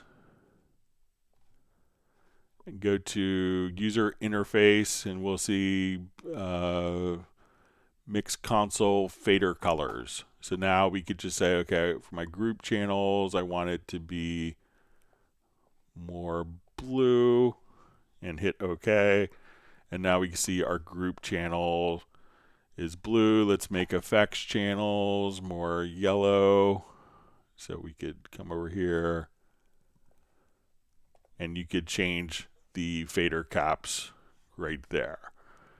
So again, just go to your preferences, to user interface, mix console fader colors, and then you could set the colors right there.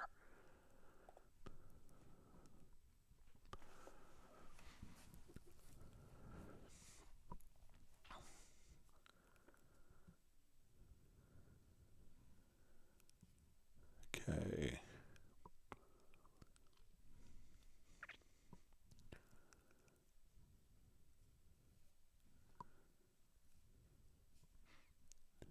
Okay, just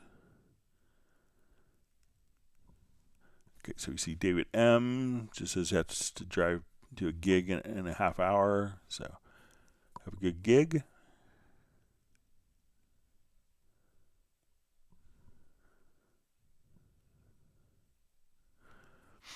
Okay, so Monica Fab asks, can you clarify this window and what its options are for, perhaps with an example? I want to create a common ID for MIDI instrument tracks, but I sometimes get a window with message, create an empty track version, assign a common version identifier number, duplicate current track version, assign a common version identifier. Okay, so let's take a look. So let's do a couple of MIDI tracks.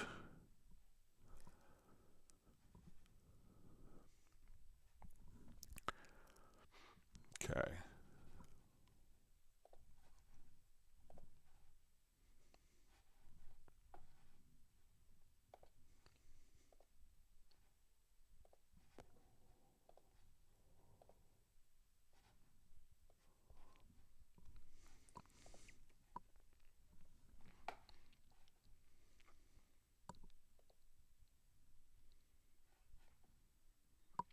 Okay, so I'll just do a couple.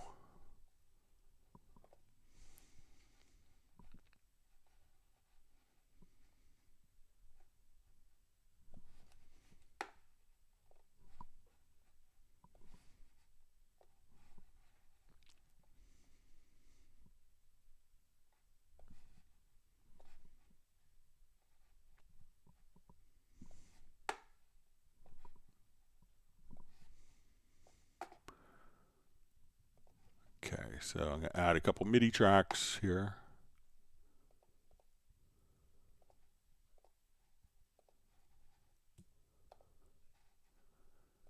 Okay, and if I did this all right.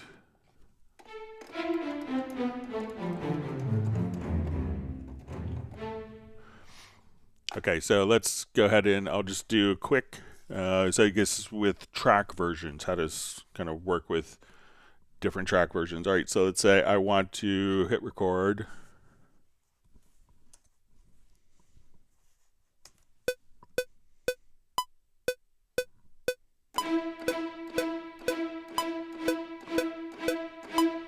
All right, so now I'm gonna hit record here. Sorry about that. So let's.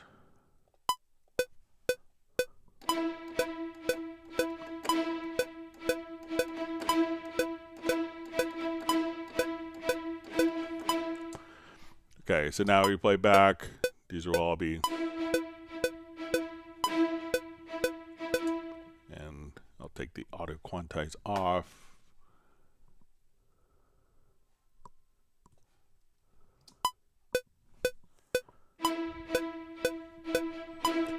All right, so let's say we have those. Let's come over and I'm going to make a new track version. So let's say new version.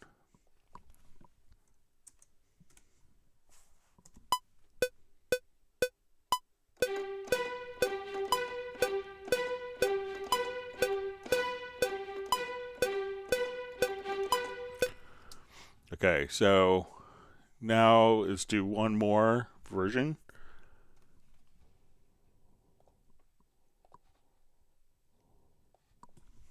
Okay.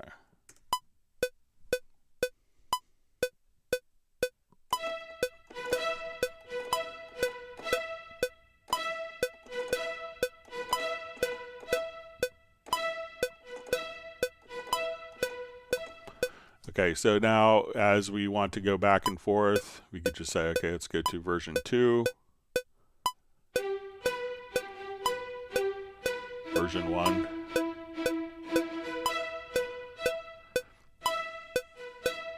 Okay, so we have our 3 different versions. So version 1 is lower pitch. Okay, so I want to create a common ID for MIDI instrument tracks, but sometimes I get a window with a message, create an empty track version and assign a common version identifier, duplicate the current track version, assign. All right, so let's say I want to switch this. I want to go to version 1. So let's say we have version 1 now. So just, and let's take our violin 2. All right, so I want to just select this track and we'll do the second version. So we're going to have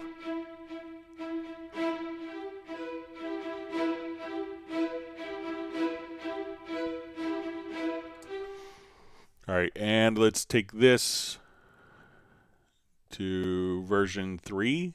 So we'll have 3 different versions here.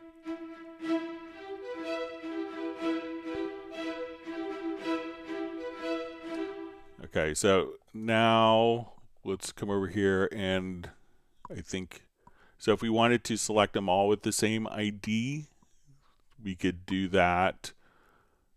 So let's see if, all right, so when we do this, we could say, let's assign select tracks with the same version ID. So these will all be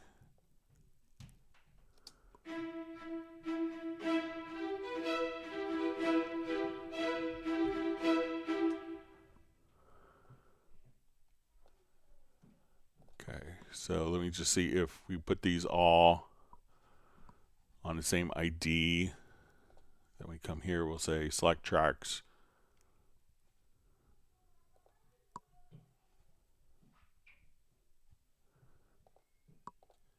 Okay, so say this is going to be version 3 and version 2. And now I want to take this and we'll select all tracks.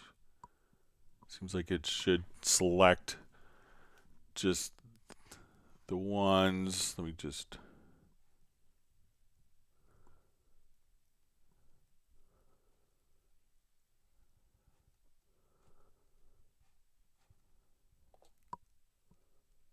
Right, so now they're all 2, all 3.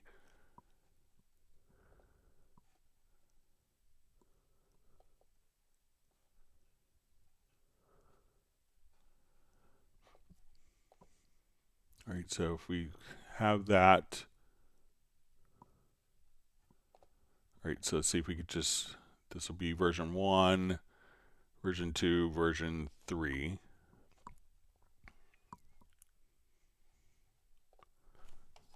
Okay, so let me just,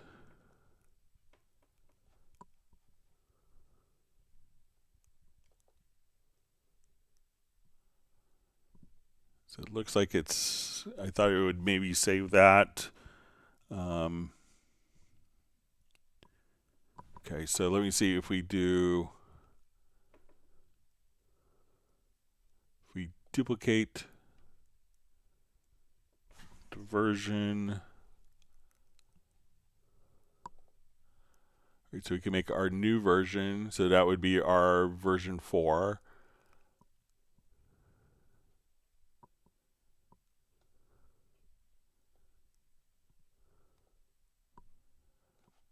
All right, so let's give version 4 a name. All right, so we could, so I'm just seeing, so with Monica, it just says create an empty track version, assign a common version identifier number. So let me know, like, if you could mention how you're getting into that process. I'll save this as, so we could come back to it, Monica.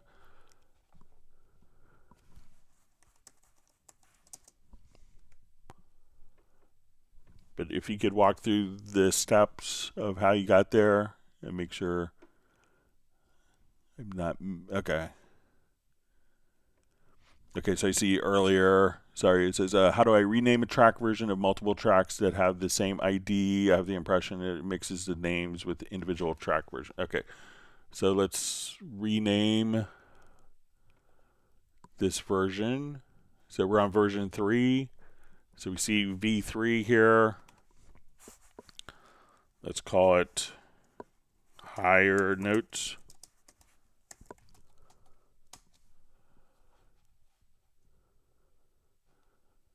Okay, so we see the higher notes is automatically kind of the name, and let's say if I just, that is taken into account.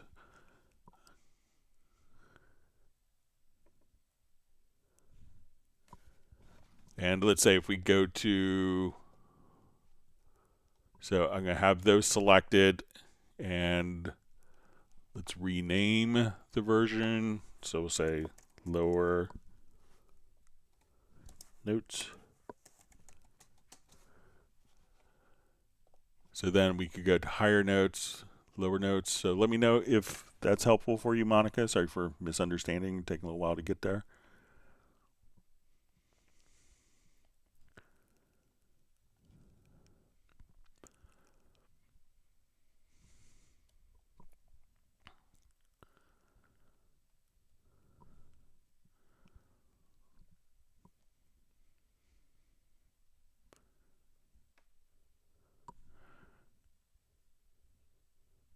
All right, so you see, all right, just reading this. So let me know if that makes sense what I showed Monica. All right.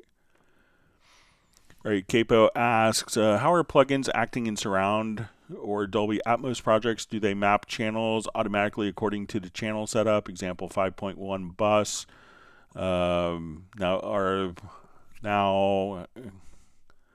Now there are dedicated surround reverbs available from other vendors. Nuendo had surround plugins early back in the 2000s. Yeah, so VST3 will kind of dynamically map to whatever sound it is that you want. So I think even if we come over here, let's just do import a file. I think I may have an interleaved file.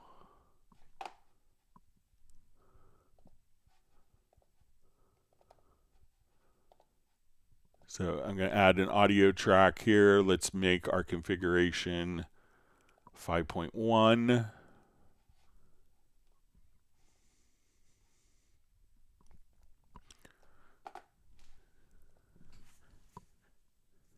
And I may have see if I can find a 5.1. I think I may have an interleaved.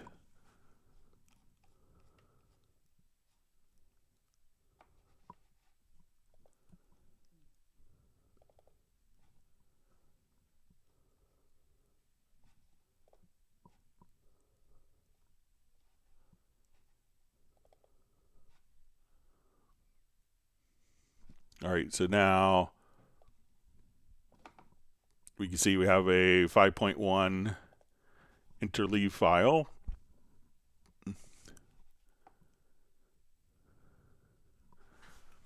All right, so let's say, I don't think this will make sense monitoring it, but let's look at it in our mix console. I'll just turn this down so we can. So I'm going to route this out to a 5.1 output. We're going to create a 5.1 out.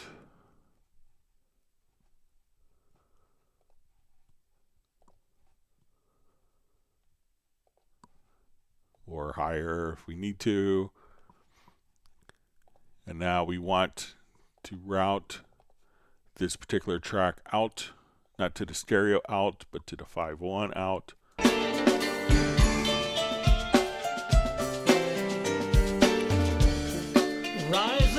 So a little hot mess, but let's say now I just wanted to go to my EQ. So you can see that as I just drop the volume in the EQ, that's going to affect all the channels. We see that the volume goes down as we just drop because this EQ is working in 5.1.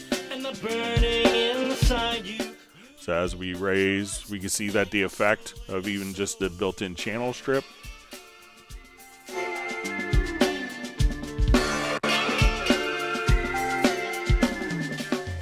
So when I put a compression, the channel compression, we can see the effect.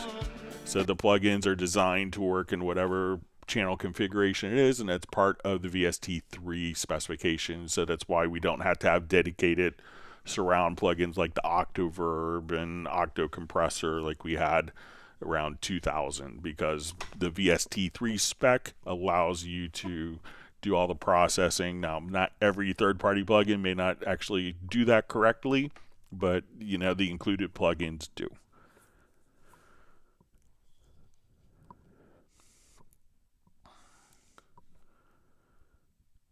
Okay, so we see from Tom, that's exactly what I was asking. Thanks for clarifying. You can't change it as, so yeah.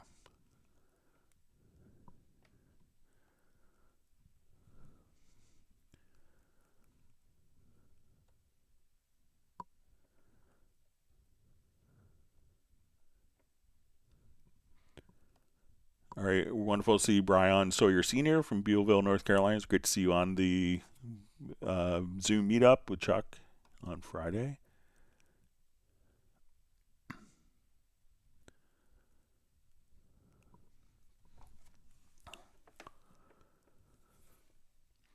Okay, David M. says, hi Greg, can you show me how to import a MIDI track into a VST instrument and have it not open automatically in Halion Sonic? Also, why does Halion take up 5 lanes when it imports the MIDI file? All right, so if we go to your preferences, go to MIDI file, and we could just choose destination, and we could just say go to an instrument track.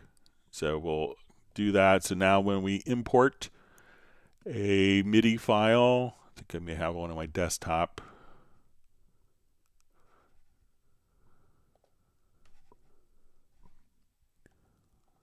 Let's see if I have one.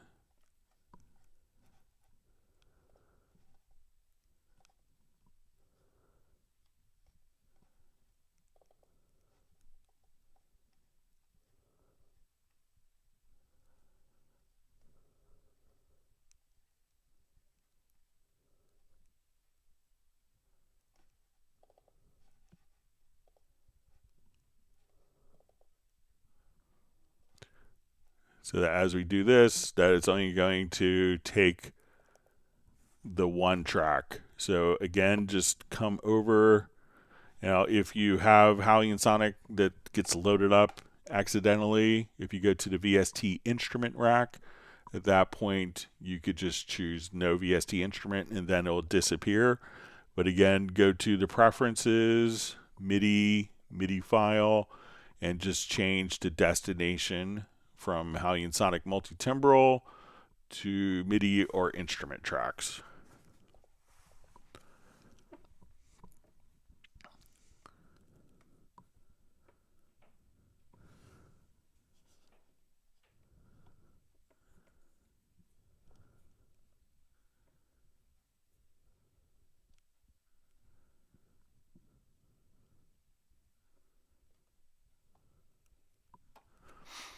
All right, so Bling Bling just says, hi Greg, I want that when I use render in place option, audio event to render is saved in a specific folder on my hard drive. Thank you.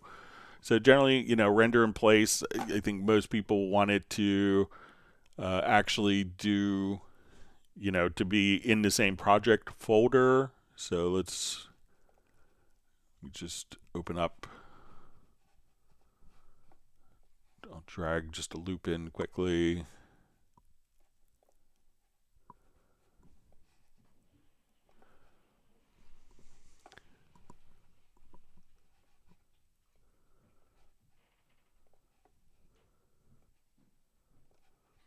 You know, so if we take this particular file, we go to your render setting. So you can, it looks like you can change the file location here in render in place. So let's see if we just choose. Let's put on desktop, new folder, render in place.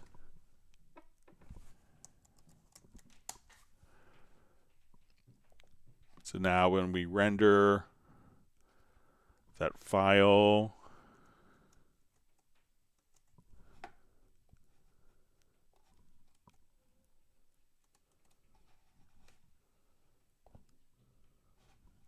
can be stored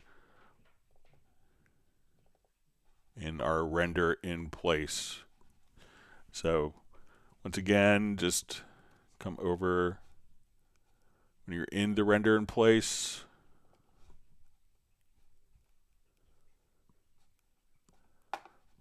You could change the file location there, and you give it a custom name if you want.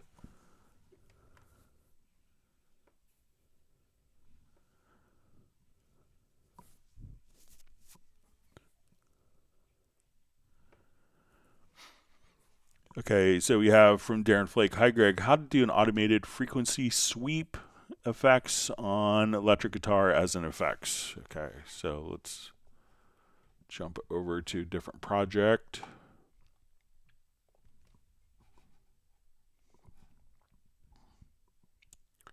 All right, so you could do EQ or a filter plugin. So let's just say I want to take this guitar. We'll solo it.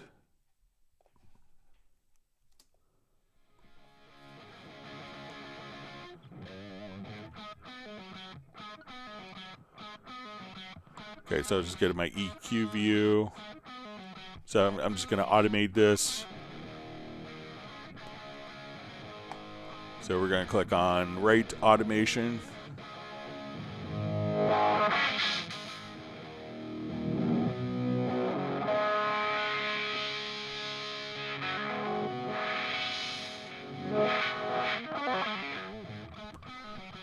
Okay, so now we'll just rewind and everything we just did will be automated and playback.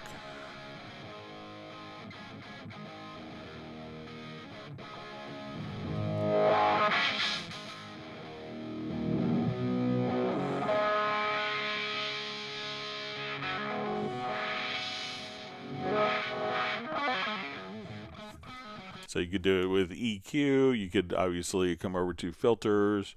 So if you wanted to go to, you know, like a wah-wah or dual filter or morphing filter. You could automate those types of changes as well.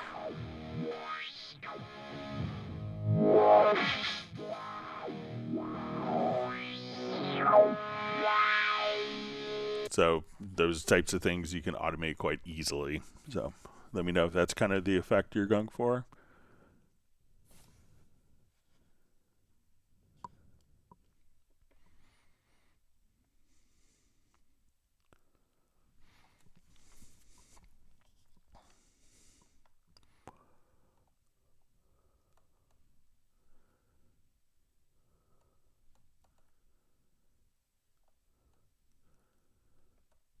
Okay, so we see from Val, quick questions. What does auto-quantize do? Is it for MIDI only? Does it only apply while recording? So yeah, it's for MIDI. So let's say if I wanted to go, and we'll just load up a quick Howling Sonic here. So I want to just record, you know, a lot of times people use it for drums as well. So let's say if I'm here, I'm going to just set my I'm going to set my quantize value.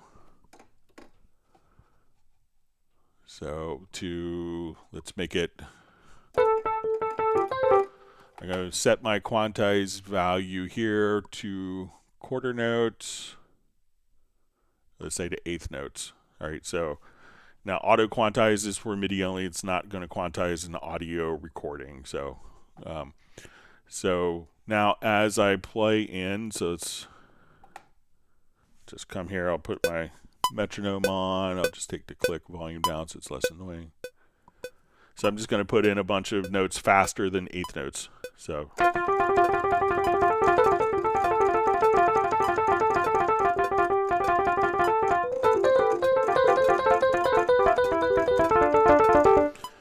all right, so let's say I was sloppy in my performance, but now when I play it back,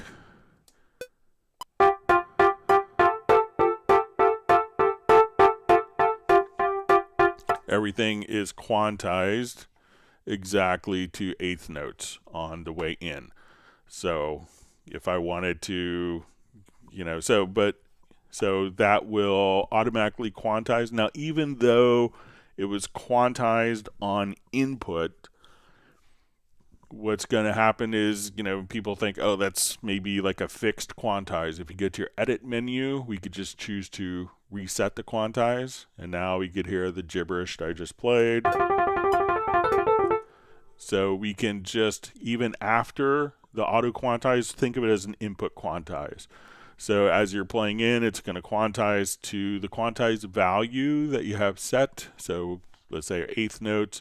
But even if you don't like the results, you go to the edit menu and reset the quantize, and then you could have the original performance.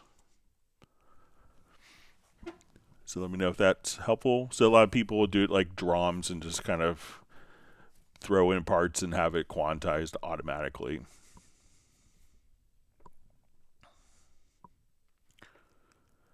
Okay, Monica Bellucci asks, hello Greg, is it possible to listen to an audio event in VariAudio and hear it in MIDI with a VST instrument simultaneously without having to export the MIDI? So it's going to, you would need to export it for it to actually, because we don't necessarily, the VariAudio editor is not going to transmit MIDI, so it would need to be exported out. So if you're doing anything with VariAudio and you want to hear it in the MIDI domain, so it's not going to necessarily see the MIDI here. So let me just activate this. So we'll look at, let's say, our bass part. And as we look at the bass part, so at this point it's not going to transmit MIDI, but we could just simply go to the functions menu and extract MIDI from there, and then we could play it and have MIDI playback. So, but it's not going to do it in real time. It would need to be extracted from the event, Monica.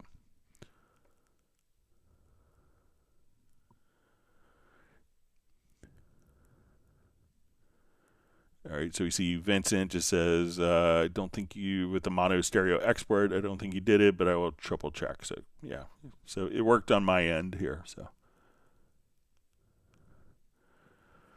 All right, so got yours. Says, anybody in here know what kind of updates were done in 13.03? So a lot of little bug fixes. Like one of the things that a lot of composers live for is just being able to enter in like the project cursor position, and that would go to the beat as opposed to default to the measure.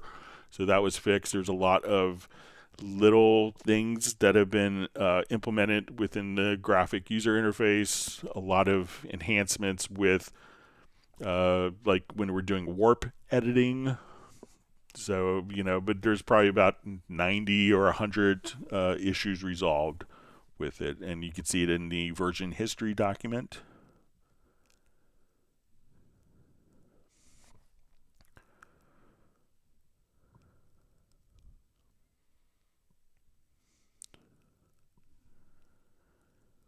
All right. So Principal Audio Jim Griffiths asks, how do you get the start of one event to snap to the end of another? That's something I've been trying to figure out for ages. Thanks. Okay, so let's say we have two events here, and I'll just make this larger so we can see it more obviously. Okay, so there's different grid modes. So let's say this one is slightly hanging over the beat. So if I come here, we can see that we can often get them kind of right next to each other. But if we switch the mode here to events, so it may by default say grid, and this will allow us to kind of snap and have the event snap to our musical grid. So let's say, okay, now when I do this, it's only going to snap to a bar. We could set this snap mode to be toward events. So now when we do this, the event will just snap directly to the event as opposed to snapping to being on the grid. So when we do on the grid, we can say that this is only going to snap to bars or beats. But if I wanted that to snap to the event instead, so let's say this is in the middle of the bar, just switch the grid to events, and now that will automatically snap to the end of the event, wherever that event is, regardless of the grid position. So let me know if that's helpful for you, Jim.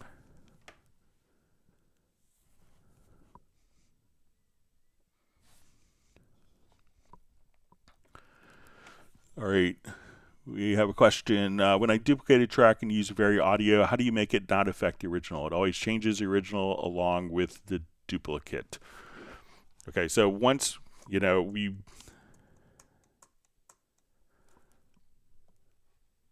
all right, so let me I'll just revert.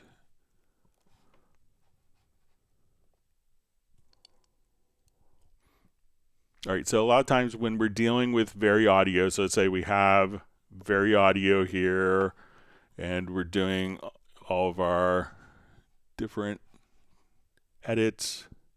So we have our analysis here, and we duplicate this track. All right, what happens is we're duplicating the track. The track is playing back the same audio file. So what I tend to do is to come here and I will duplicate the track version, okay? Take the audio file and I will bounce selection, replace the event. So this is now a new audio file. I'm going to do my VariAudio editing on this. So we've created a new audio file. So now we do our VariAudio editing. Now when I duplicate the track, I could take my duplicated track back to the original file. And now, so let's say my position is right here. So let's say I want to take these particular notes and let's move all these notes up. So when I go to this position, all right, so right where we were, so let's measure 54. So I'll double click here. Let's go to measure 54.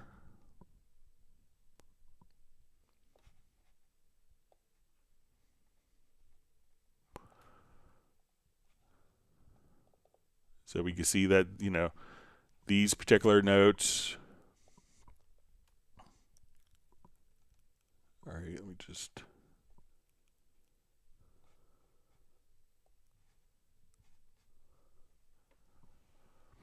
Okay, so measure 54 is a line there. Let's do 54 here. So, but, you know, in essence, what you're doing is when you duplicate, it's using the same audio file.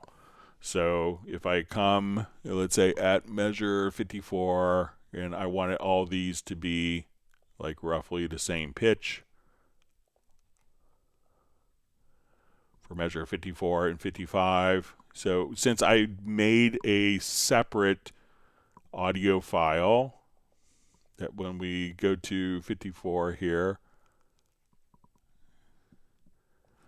that these changes won't necessarily be applied. So you'd have to, like, you know, do a render in place or do a bounce selection. Otherwise, when you duplicate the files, it's accessing the same audio file on both tracks.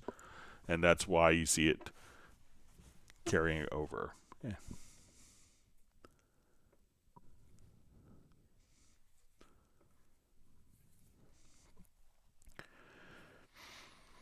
All right, David Blues asks, in the key editor, how do I hide the track name on the containers in the global track?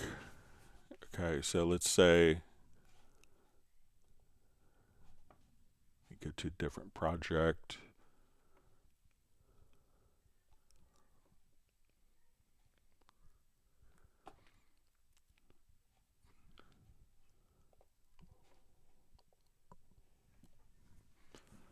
Okay.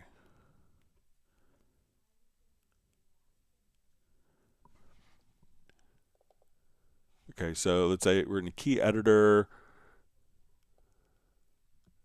and we want to hide the names on the global track. So let's say if we, I guess it's, all right, make sure I have it right.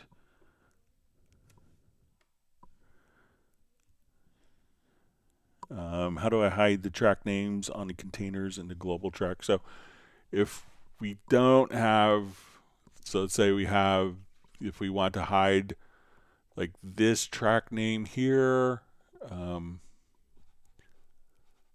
so I think if we just click on this icon here where we see the little, almost looks like golf clubs, like the little markers, that particular name will be hidden. So let me know if that is, so we see the track name here, but if that's kind of in the way of where your markers are, and you're like, I want to move this, but I'm moving that, you don't want to see name, try just clicking there. So let me know if that is the label that you want to hide.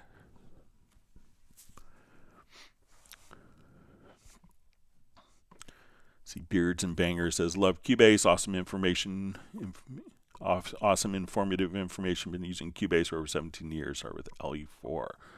So thanks for being such a loyal user, and thanks for being on the live stream.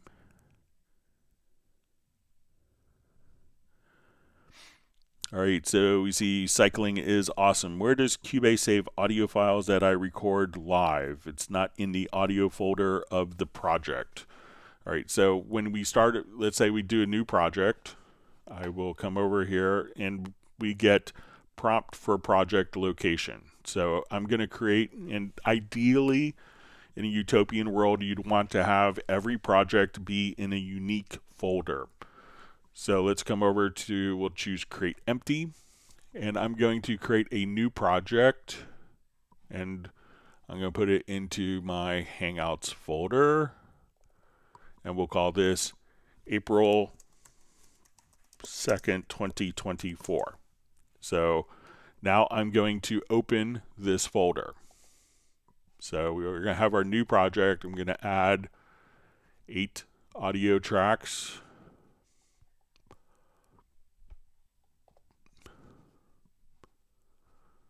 Okay, so we have all of these audio tracks, and what I want to do is hit record. Okay, so now we've recorded. Now this is going to create an audio folder within our April 2nd folder that we just created. So we could actually, if we want to just, so I'm going to go to my Finder or Explorer. Depending on your OS, we'll come here to my path. So I'm going to come here to my projects, Hangouts, and we'll go to April 2nd, 2024, and we go to the audio files. So we go, and then these are the files that were just created a couple minutes ago. So I'll just give one a name. We'll add an audio track. We'll call this April 2nd, 2024. I will record on that track. And let's look in our Finder window, and then we can see our April 2nd, 2024 is automatically been added. So they go into the audio files folder for the project. So make sure that every single project, again, has a unique folder for your audio tracks. But let me know if I did anything differently than you. Cycling is awesome.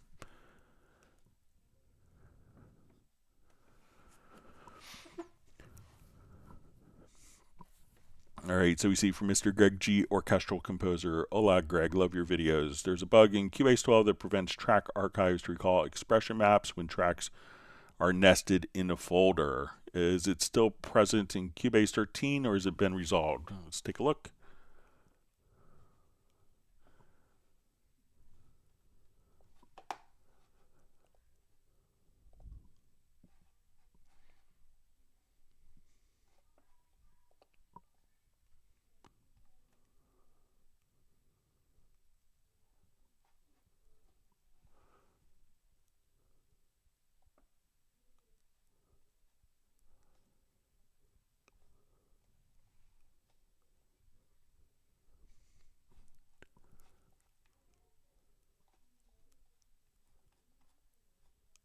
just look for a project here. Might.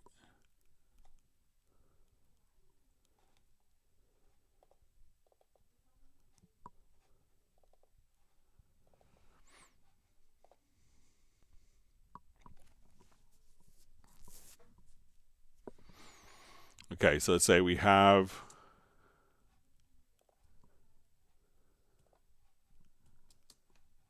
files here. So let me go. All right, so let's just check again. So track archives, recall expression maps. All right, so let's go ahead and load up our expression map for this project. Okay, so we'll import the key switches. Okay, and let me throw in a couple. We throw in an articulation here.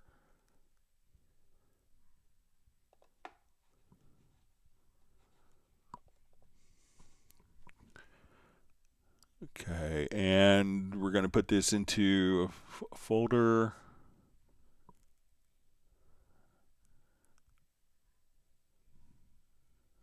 Okay, so I'm going to put this into a folder. Okay.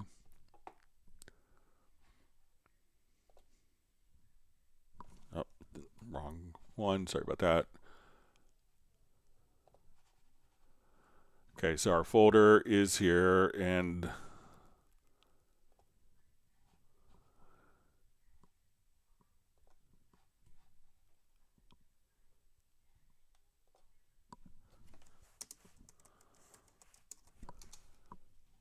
okay, we're going to save that.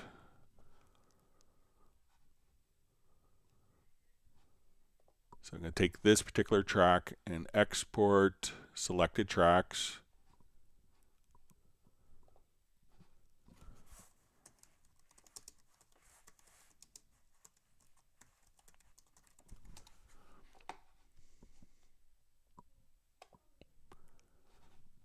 Okay, let's do a new project.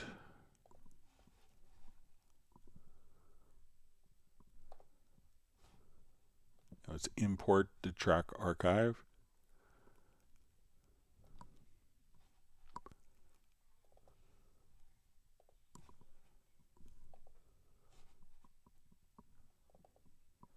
So it looks like that was, that carried over. Let me just reread again. To recall expression maps, when tracks are nested inside a folder, is it still present? And 13 has been resolved. So let me know if that makes sense. So this is our track track archive that was in a folder with the expression maps. And when we imported that into here, it looks like the expression maps carried over. So let me know if that looks like it's resolved for you.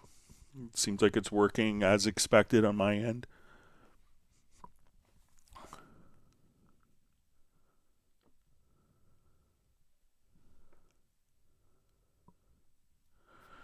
Okay, so D. Maria asks, hi Greg, I wish that when I press on a marker, the cursor positions itself on the marker I clicked on, and how to create a shortcut to navigate between markers using the arrow keys on my computer keyboard. Okay, so let's add a marker track.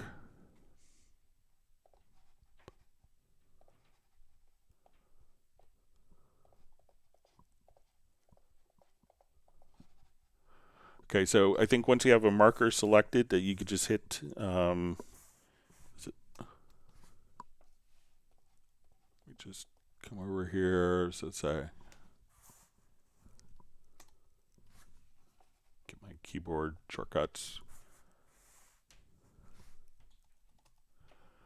So if you want to navigate, just, if you have the marker track selected, you could hit N to go to the next marker, or B to go back. So back marker, or back to the event, or N. And then let me see if we select.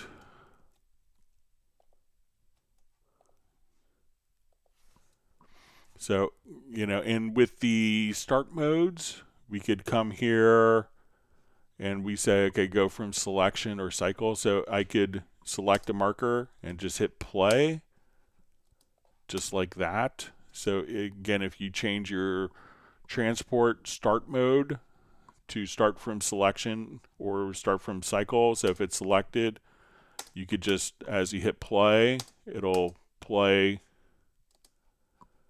directly from that selected marker. So let me know if that makes sense. But again, you can just B or N to navigate the play position to the next marker. So let me know if that's helpful, or if you wanted. So let's see if I'll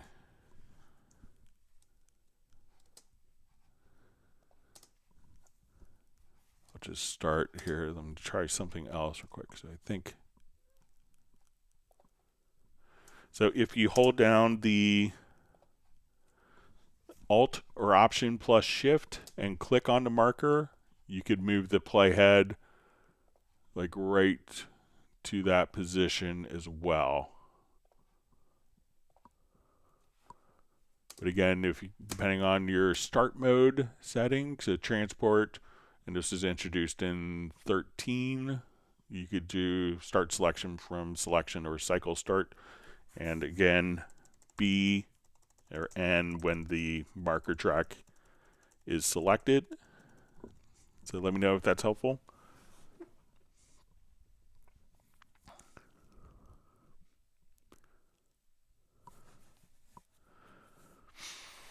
All right, David Blues asks, hello Greg, in Cubase, how do I assign the modulation wheel to MIDI CC11 using input transformer? Okay, so right now I go to my MIDI, we'll go to my MIDI monitor, my MIDI inserts. Let's open up a MIDI monitor. So we can see that as I move this, we have controller 1. I'm moving my modulation wheel on my controller. I'm going to go to my input transformer. I'll set it for the track, and let's open the panel. And there may even be a preset for this. Okay,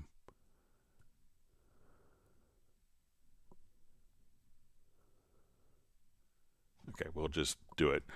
Okay, so we want to transform, and we're going to say type is equal to controller, and we're going to specify the MIDI controller. We'll say our subtype controller number is going to be controller 1.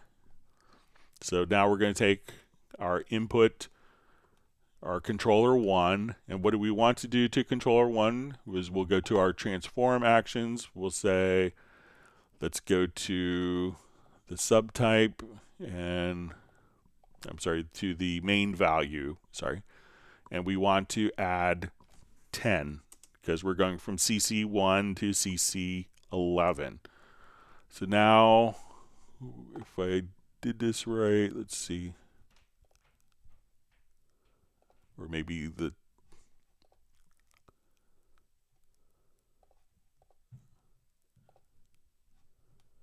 MIDI controller. All right, so we'll see the subtype and MIDI controller number, and let's add 10 here. So now it's transforming to MIDI CC11. I turn this off, CC1, now it's CC11. So again, type is equal to controller, and we only want to do this with our modulation, and then we're going to choose our, let's say it's going to be subtype, MIDI controller number, add 10. So going from CC1 to CC11.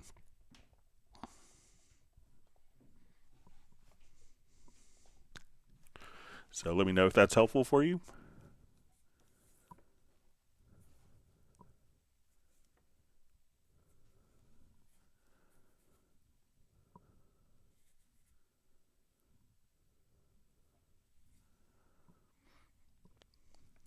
Okay. Rodriguez Dassi. Well, exactly what I want. Thanks a lot. You're an excellent professor. So, I wish I could remember what it was, but I'm glad it helped. Okay, so we see cycling is awesome. Can I set markers to jump to within a project? So yeah, I mean, you can set it up to jump, between different markers. You could specify markers in key commands as well, but let me know if what we did earlier was helpful.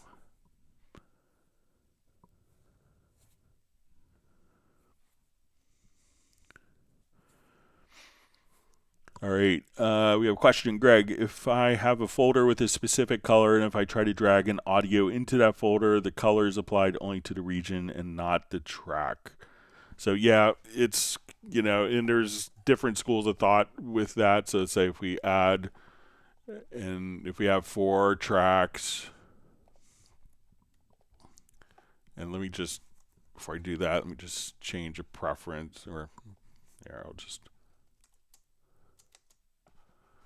all right, and let's say that all these tracks are colored red, and I move this into a folder track.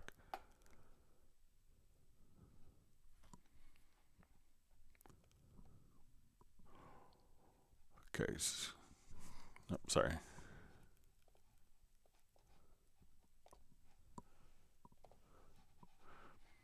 All right, so if we have a audio track here, so let's say now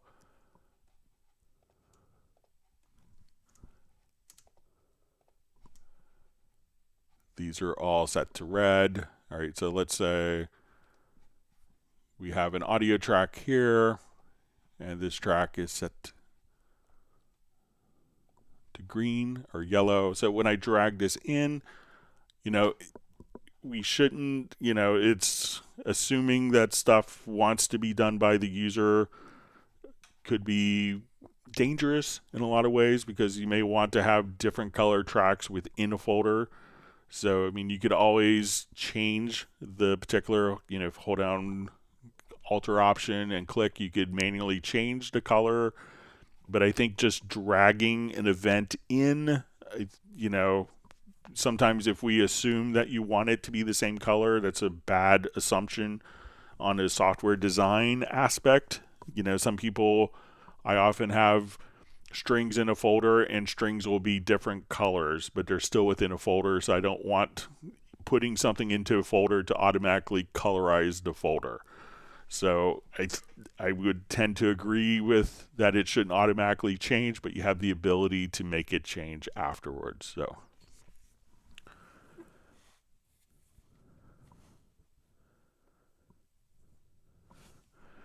All right, so we have For Whatever saying hello and greetings from the Netherlands. Thanks for joining us on the live stream tonight.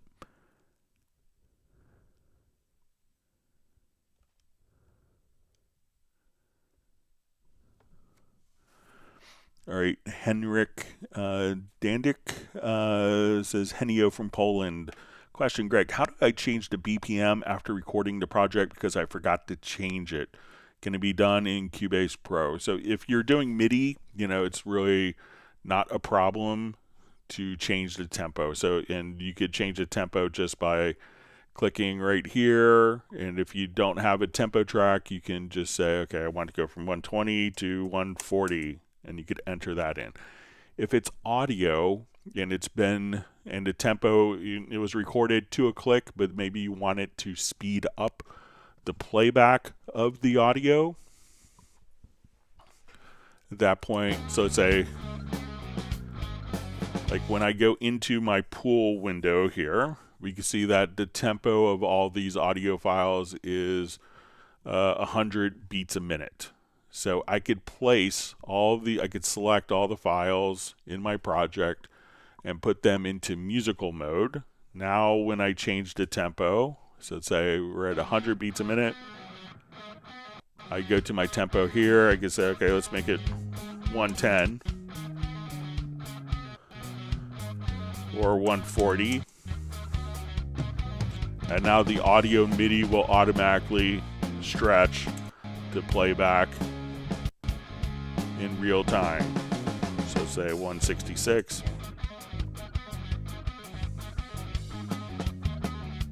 120, So you could just kind of type in. So MIDI will generally always follow, but if it's going to be audio, you may have to make sure you know that the tempo is known and that it's placed in musical mode, and then you can, whatever the tempo is, the audio will kind of play along to match.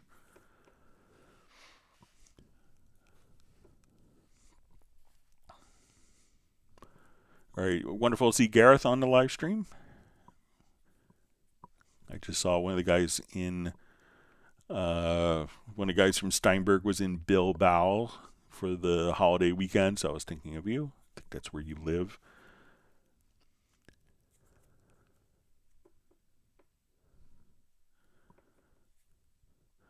All right, Georgina asks, how can I move MIDI notes in the key editor using the left and right arrow keys on my keyboard without quantizing automatically? And how do I increase the volume of the MIDI metronome, or the audio metronome? Okay, so let's take a look at moving notes. All right.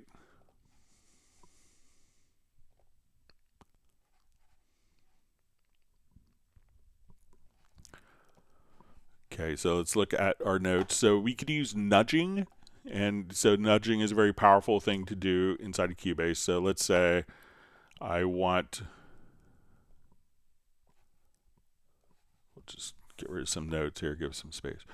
All right, so if we want to move a particular note, we can come over here, and if we hold down, I think it's Control or Command plus the left arrow or right arrow, and this could be for if you want to select multiple notes and nudge them.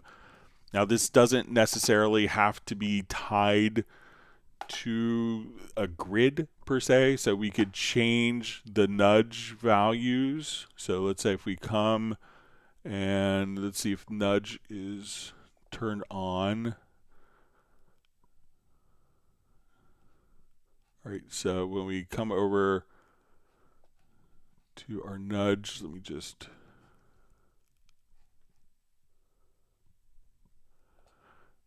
all right, so here we could say I want to nudge in quarter notes. So as we do this, we can nudge by various musical values. So right here we can see our nudge values, or you can say, okay, I want to nudge this as 16th notes, the selection. So again, it's just Control or Command plus the right arrow to nudge it to the right or to the left. Now sometimes you may not want to, as you said, quantize. You may want to nudge in a different factor. So, you know, we can come over here and say we can say we don't want to link to grid. So I can say I want to nudge in by frame. So let's say I want to go to my time code, and once I go to my time code here, I could say, like if I'm doing film composition, I can now nudge based on one frame. And if I was set my value set to seconds, I could say I want to nudge by 10 milliseconds, or 1 millisecond, or 1 sample, 100 samples. So we could choose different nudge values if you don't want it to link to the grid, or if you do, or if you just want to freely take a selection of notes and move it. You could also go to the info line here, and you could just use your mouse scroll wheel, and we could do to move it by beats, or to move it by 16th notes, or by clock pulse within the 16th notes. So this way it's not necessarily on the grid. So try, Control or Command plus the left and right arrows. You could set the nudge value up here. That could be linked as well. So try that. And the second question, and this from Georgina, was how do I increase the volume of the audio metronome? So if you're using Cubase Pro and you have the volume set, let's say and you're using the control room, as we come here, so let's say I'll hit C, you can actually just see the click volume. So you may have to click on the main area here, and then you could adjust the click volume. in the control room. It's also going to be set if you go to the transport and go to the metronome setup.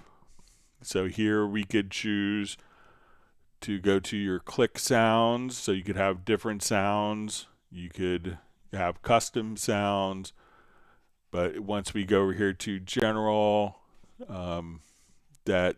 so you could just choose that this will be routed out to the stereo output, and you could change, but generally if you're using the control room, you could just kind of set the click volume right here in the control room. And if you don't see those settings, click on the main. That will expose additional controls below so that you can see that the volume slider. Thanks for being on the live stream. Hope that's helpful. If not, just let me know. Gareth reminds everyone to whack the like button. So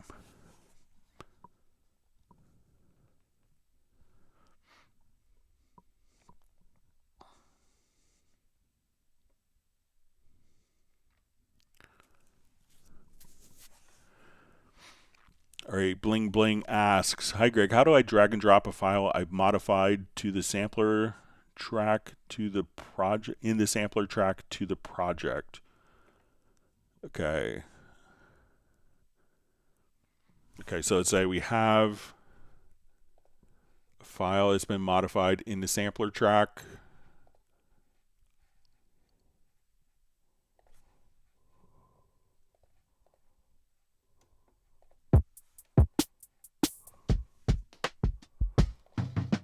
Okay, so I'm going to create a sampler track of that. So let's say if we come over here,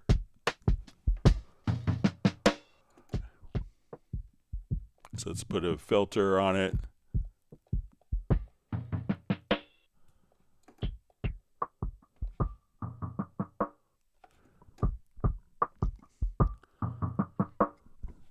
All right, so if we come, we could save this as a track preset. So we'll come here, say, okay, let's go to Bling Bling. All right, so now that's a track preset, and we could drag and drop that into the file. Now, if we have just a note on the sampler track, so let's say as we're recording here,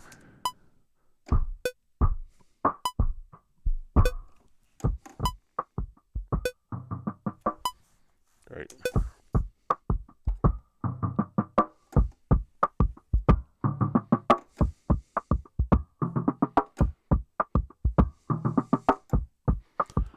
So if we recorded something and we've modified it, at that point it's recorded as MIDI. We could, if we wanted to convert that to audio, we could go to our render in place and set that up there. Another thing that we could do is, let's say if we undo our render in place, we could take this and export it to a Groove Agent SE kit if you wanted to be in other instruments. But the actual audio file itself, you know, if you wanted to render, you could see the audio file. But if we go to the pool window and we look in the audio files folder, you can see that we'll have the sampler track, and here's the actual raw file. So it's not actually produced right there. But if we wanted to open that up in different projects, we go over to your MediaBay and say, okay, I want to go to user presets, and we'll say track presets sampler, and then we could say, oh, there's Bling Bling, drag and drop, and you're just playing that sample all over again, just like that. So let me know if that's helpful for you.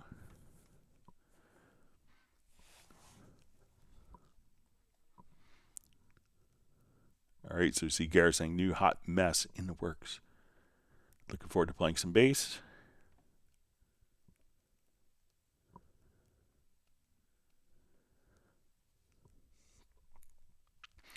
Okay, David Blues asks, how to drag and drop a layer from Spectral Layers to the project window. Okay, so let's say we have this file, right? And let's say I've split it up with Spectral Layers.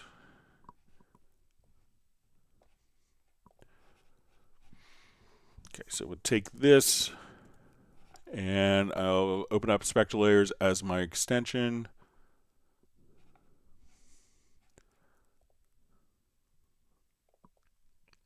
So double click. I will come over here to unmix and we'll say unmix drums.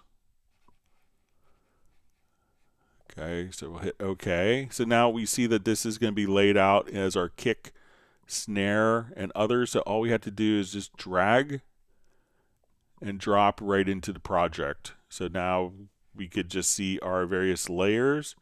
And as we do this, so we just solo this.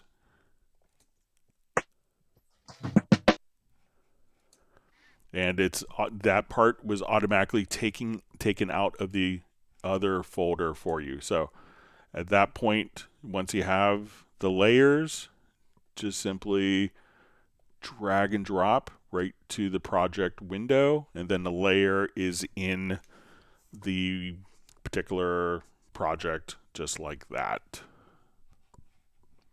So again, once you see the layers, and if we have this as a standalone window, we could minimize the size here a little bit. So just drag from the layer here right in. So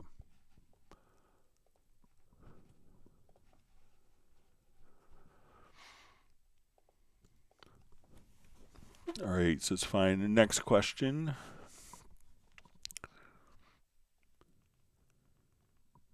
See Michael Teams just saying Jazzgo Dineheart. It says he plays a wicked spoon. I always remember in college some guy jumped on stage while we're playing a club and did a spoon solo. Very memorable. All right.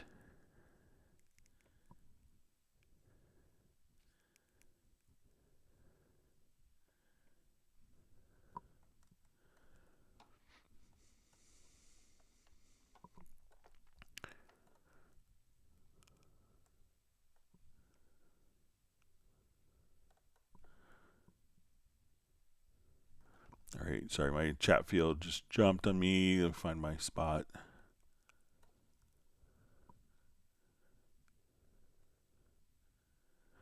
Okay, so Studio 7 Casimo or Kakimo asks, hi Greg, in Spectral Layers I have a guitar note in a piano track. How do I move this note to the piano layer?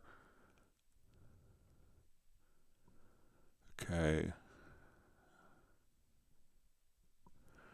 Okay, it says I have a guitar note in the piano track. How do I move this note to the piano? How do I move this note, guitar note in the piano track?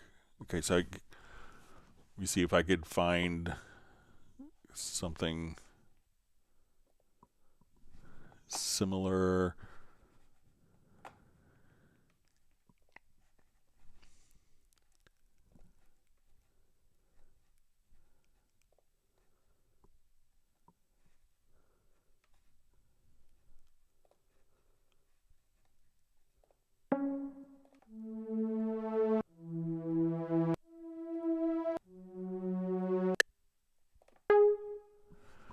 All right, let me just see if I can play two different parts and mix it down.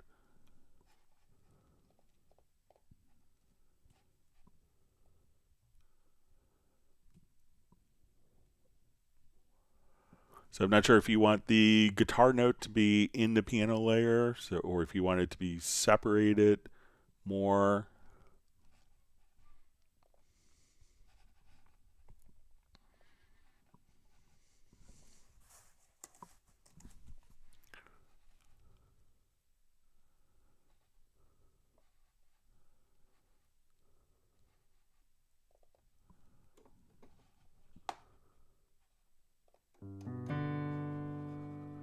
Okay, so, and let me just add.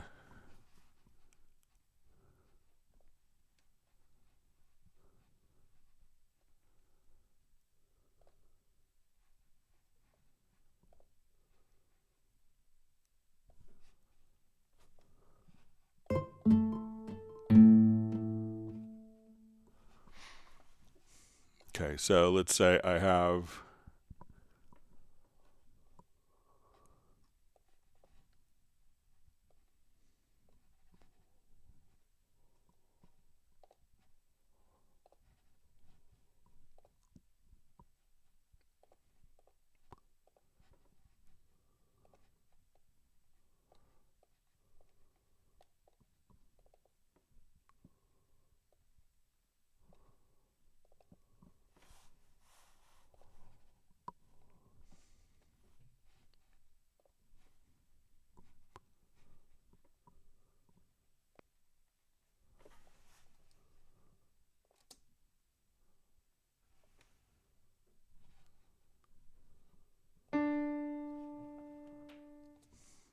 right, so let's say we have a guitar note.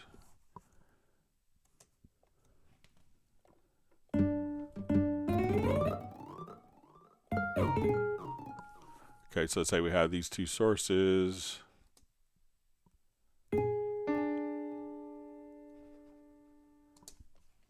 Okay, so let me render in place.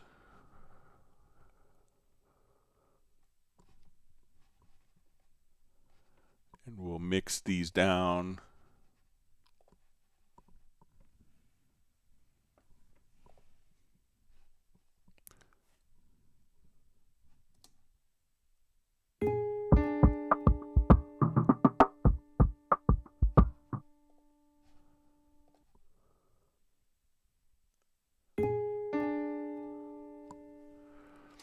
Okay, so let's say it's something like that, and we want to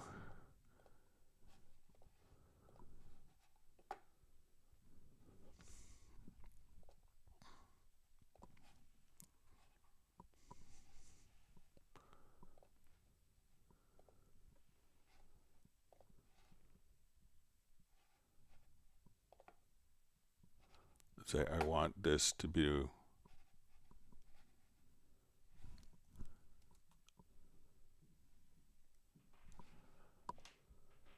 okay, so we'll go to unmix to song, and let's say we want piano and guitar.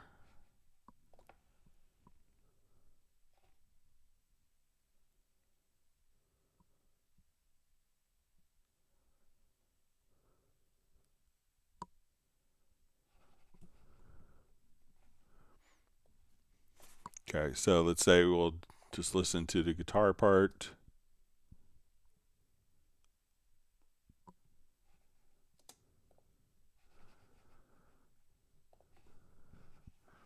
All right, so let's say we'll take our, so let's go ahead and just kind of select, and let's see, so the question is, all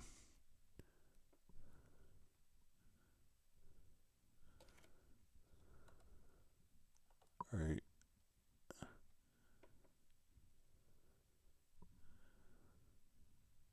guitar note, and so it says, how do I move this note to the piano layer? So let's see, if I come here to this, let's see if we could just,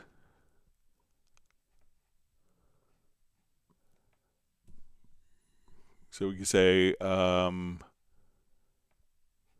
copy. So let's say if we go to our guitar layer now,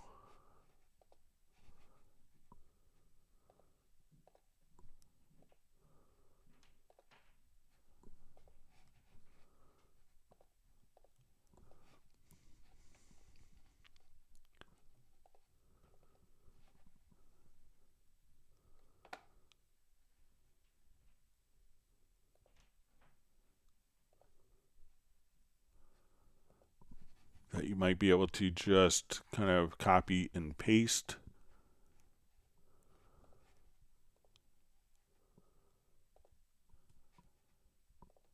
So, you know, so I'm not sure if you want to take the guitar that was in the piano layer and extract it, or take the guitar and copy it into a piano layer. So maybe if you could specify that, that would be helpful.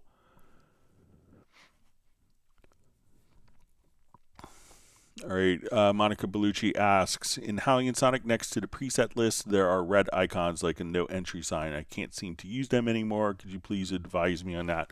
So generally when you see like a red symbol, that means that you don't have a license for that particular content. So make sure, one, that you have all of the licenses for the content, but that's generally indicating that there's no license for the content. And you could check if you go into your Steinberg license. So if you go to your Steinberg activation manager, you could see all of your licenses that are currently activated. So make sure that you don't have some in a not activated list that you might need to activate. So it could be installed but not licensed, and that's probably what And sometimes people will just download other content because you could download anything, but it may not run unless you have a particular license for it. So make sure you have the license for it.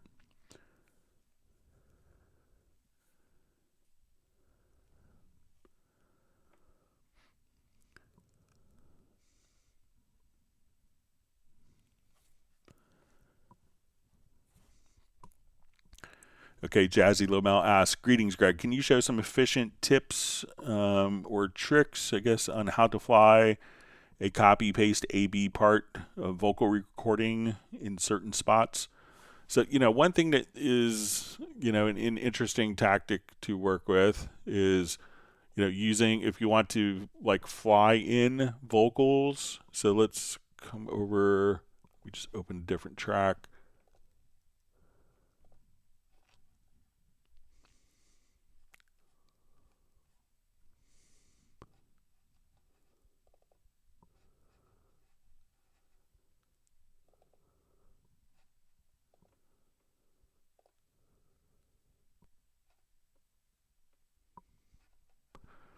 So let's say we have all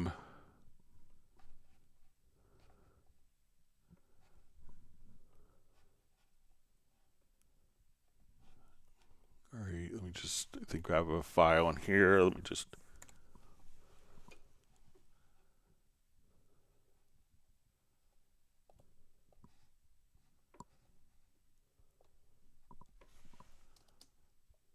I am singing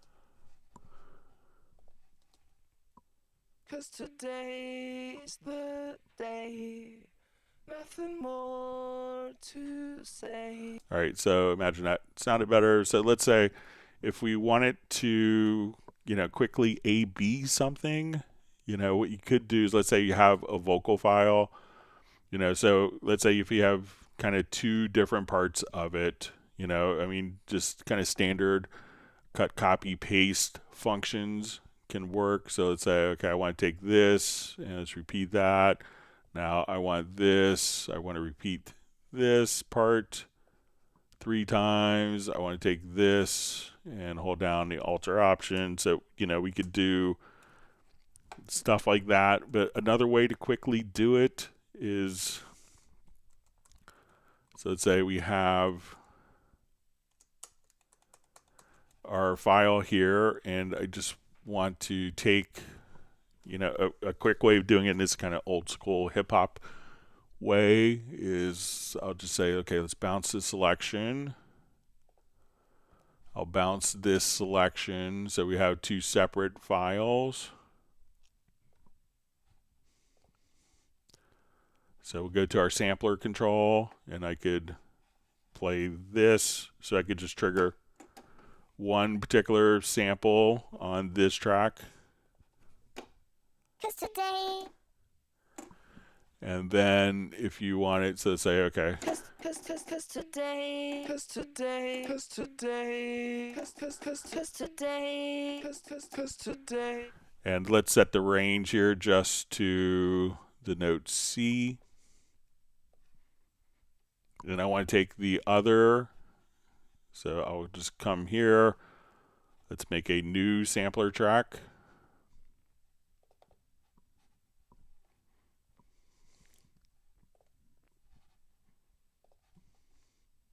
And I want this voice here. And I want this only to be on a key of D. So we'll say its root note is going to be on D3. And then I'll just fix my range. And then as we want, so we'll go to both of these sampler tracks. And now as we play both of the tracks,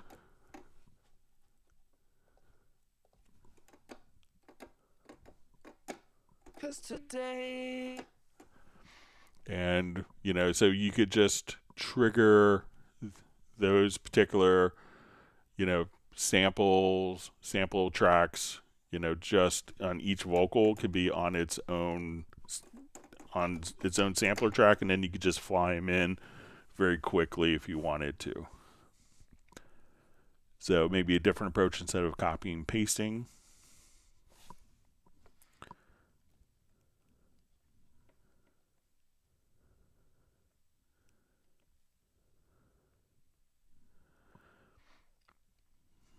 All right, so we see link 1111. Hello, host. I have a question. Is Nuendo still around, or did Cubase replace it? For my projects, I still need use of audio and video to create the assignments I get. So, Cubase and Nuendo are both around. I just spent this morning doing a training on Nuendo for a dealer in New York City. So, but yeah, they're both around. So, Cubase I think is great for all your music production. If you're scoring a picture, Cubase does really well. There's lots of people using it, including, people just won an Oscar.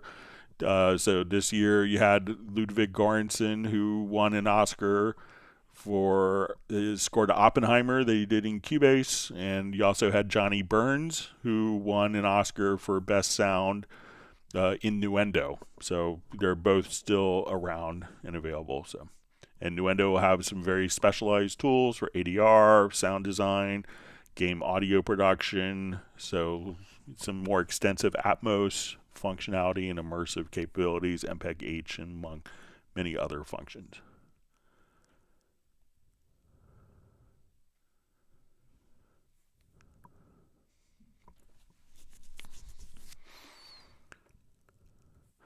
Dave Fox asks, way back in Cubase 1.0, it was possible to record using a repeat cycle and press a single key to undo the last cycle if it was bad. Do you know how to do this quick undo in Cubase 13? All right, so let's take a look.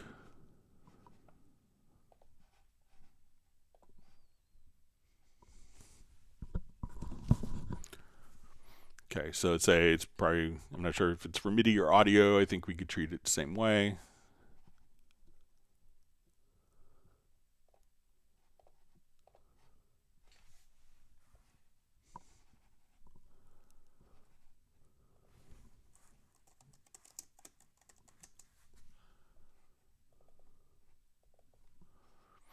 Okay, so let's take a look. I'll put on like a 2-measure cycle.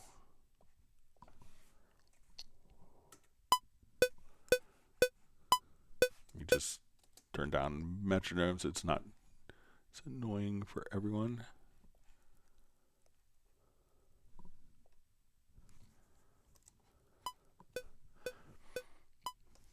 Okay, so let's say I want to record. So we could have different cycle modes here. So let's say I want to come over, let's do a stacked.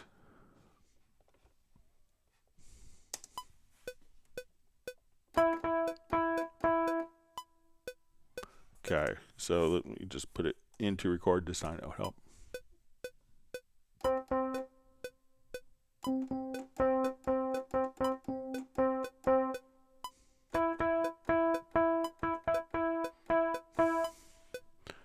All right, so I think if we, let's see what happens if we just undo. So that will undo all of them. So I don't think it's, so like if we open up the lanes here, so let's say we open up the lanes.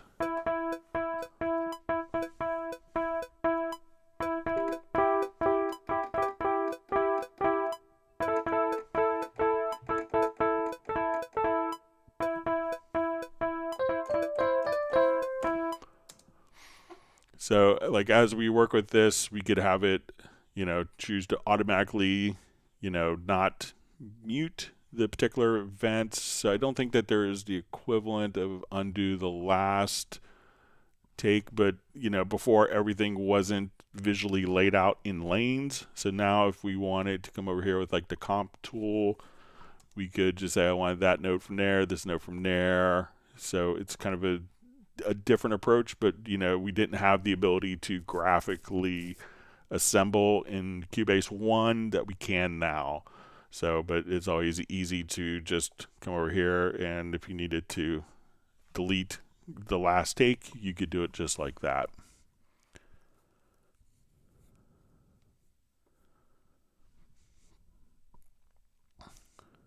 All right, so we see Jabulani just says snap to grid is helpful.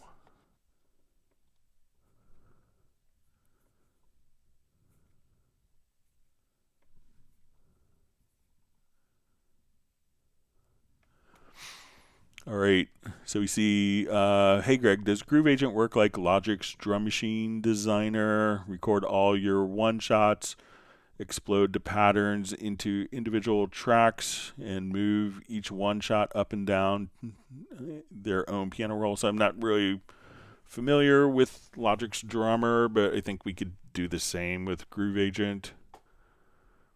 So let's start scratch. So let's say we want to start with Groove Agent. So we'll just do Groove Agent SE, which comes with Cubase.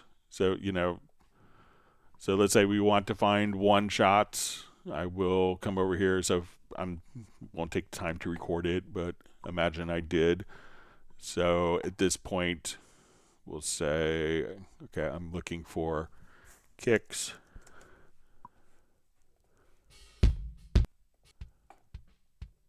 All right, and let's just do it within a particular loop library.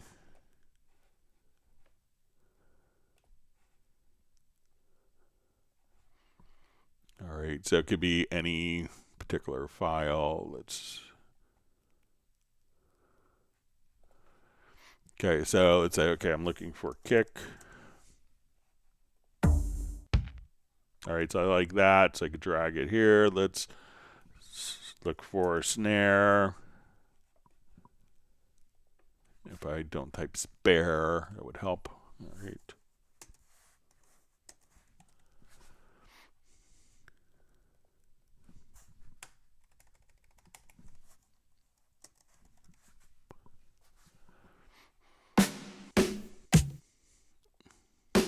All right, so say that's our snare. We could drag and drop to our pads. Let's find a hi-hat.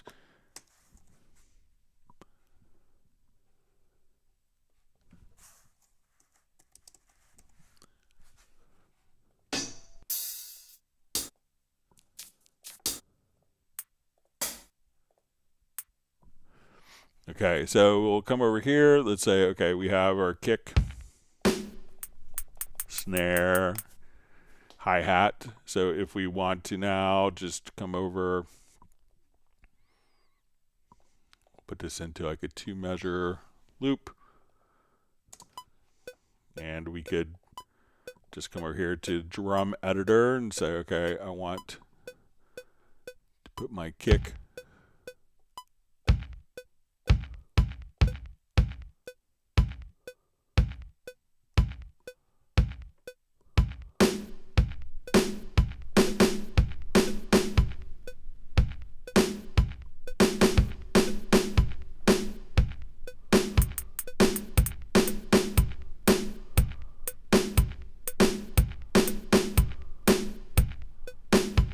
now just kind of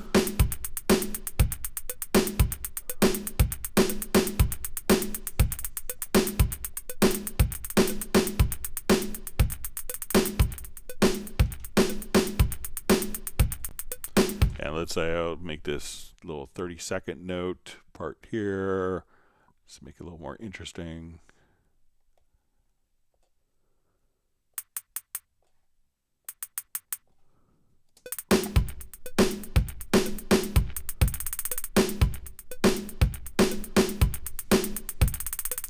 So let's split these. So these are all going out of one output.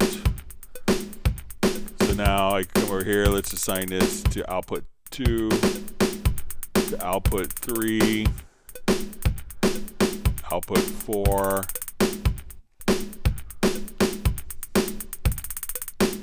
So now if I want to take that, let's go to our edit to render in place. Let's say let's do our channel settings. And we'll say render, and now each of the files has automatically been rendered for us, just that easily. So let me know if that's helpful, so we could view everything in one particular editor. There's also, once you're in Groove Agent, if So that's more kind of like an MPC style paradigm, but if you wanted to load a kit that was more of like a virtual drummer, you could come over to, you know, like a kit where we could have, you know, your different,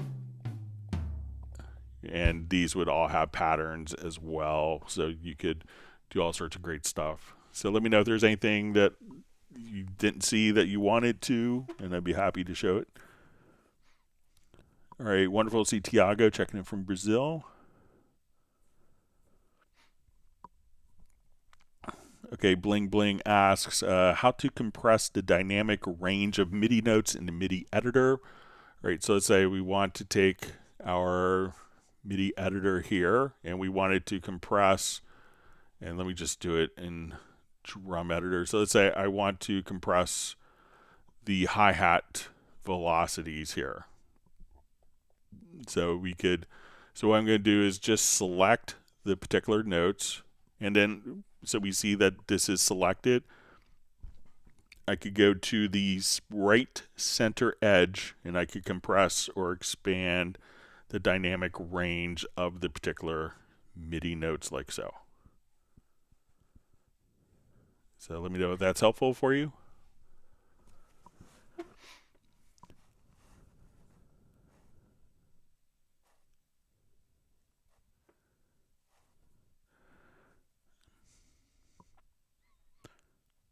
Okay, Randy Lee asks, can I take a hi-hat track and turn it into a loop? So sure. So let's say we want it to come, like I probably just rendered this hi-hat.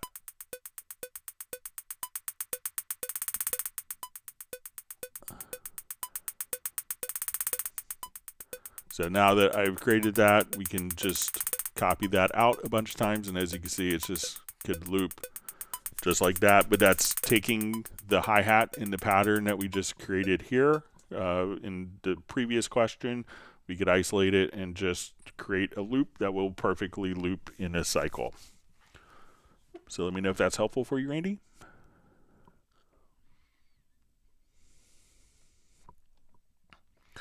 All right, so great to see Septimus X back from Oklahoma City, I guess OKC.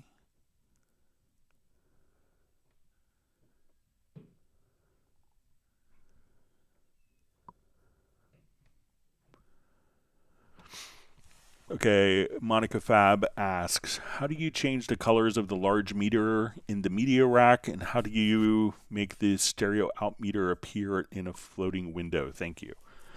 Okay, so let's say as we're playing this, so we go to meters, so we could have different meters here. So if we wanted to change the color scheme of the meters, so let's say I want to go to digital scale. We will go to your preferences, and at this point we will go to metering to appearance. So there's multiple meter types, and we can come over here. So let's say I want to go to my digital meter, and my digital meter, I want this to be at, let's say, minus 6 dB. We could kind of add different points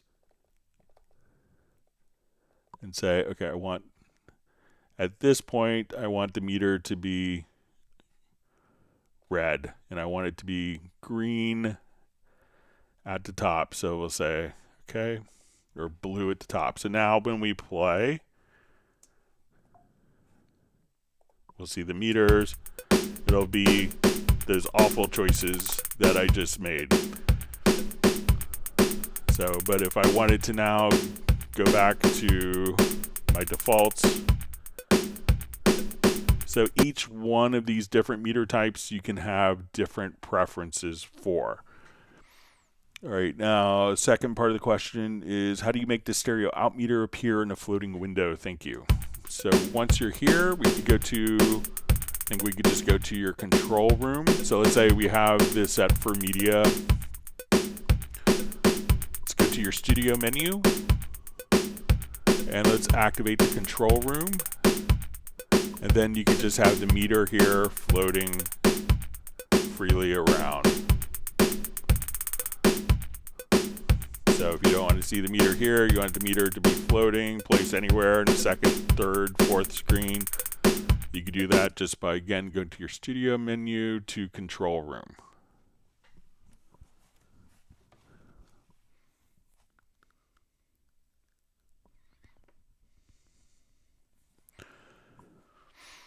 All right, Tiago asks, is there a function to prevent record to stop when I click on other while recording a track? Okay, so let's say we are recording a track. I think that there's, all right, so let's say we have an audio track here. Okay, and we are recording. So I think if we go to your preferences and go to editing to, let's see if it's under project and mix console, we could say, and we're going to uncheck enable record on selected audio track. So now when I come over here, I'm going to record on this track. So this track is recording. I could select a different track, do editing.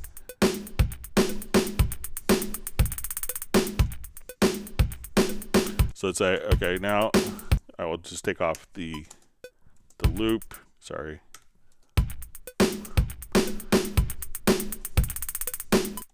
So this continues. I could come over here, do edits, and I could select the other tracks and not have this track impacted unless I specifically, so selecting another track doesn't turn that on or off.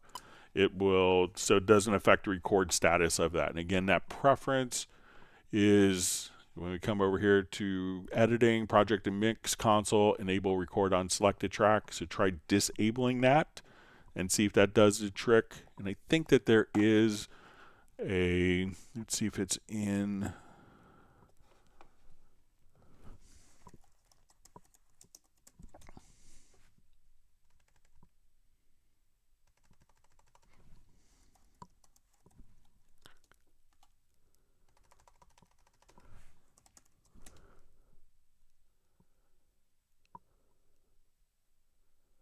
okay, so if we get to transport, there is a lock record function as well.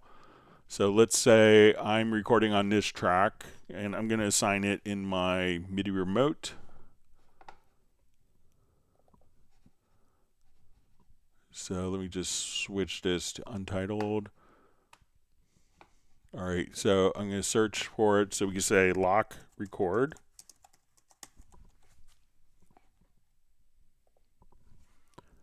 I'm going to assign it to this button.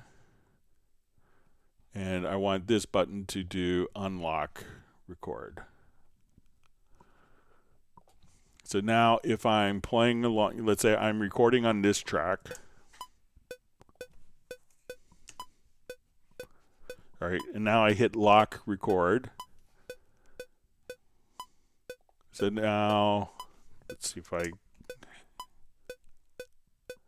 it'll ask you, do you want to continue recording? Say yes. So you could actually, so let me just, all right, so I have lock record turned on. All right, so I'm going to hit lock record now as I record. Okay, so let's say that you could just choose to actually have the track. All right, so let's make sure I'm in lock record mode.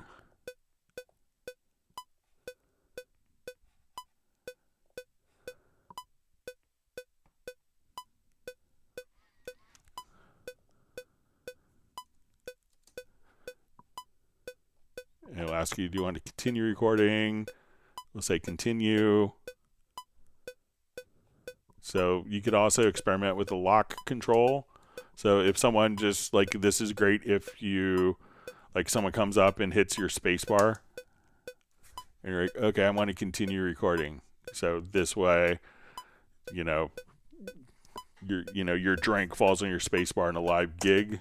you'll get this message. You could continue, and that way it's not going to stop the recording.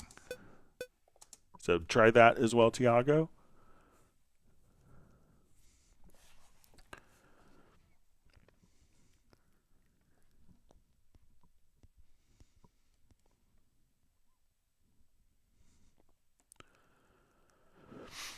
All right, so a question. Can anyone talk about how important is exporting OMF? So OMF was kind of an early interchange format because some companies that make audio and video software within the same company, the two teams couldn't agree. So they came up with OMF to share files back and forth.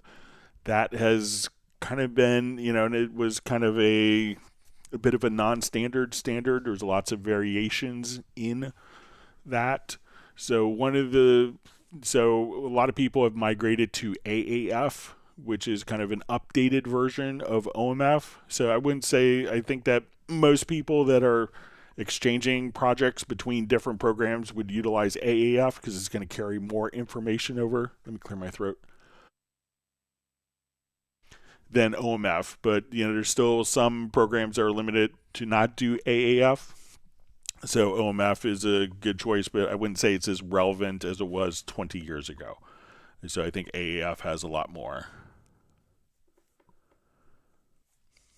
Okay, so we have Johnny Braun says, I want to buy Cubase 13 Elements, but I want to know what it's missing before I buy. Can anyone help? So if we go to the Steinberg website, you'll see a very handy feature comparison chart. So I'll just type in Google Cubase comparison chart.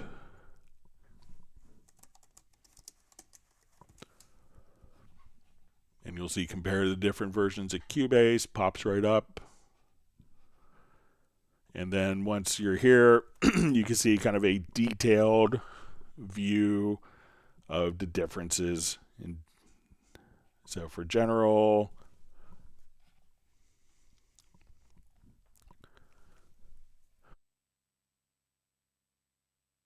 so try that website, and I think that will give you pretty much all the information that you need to know for that.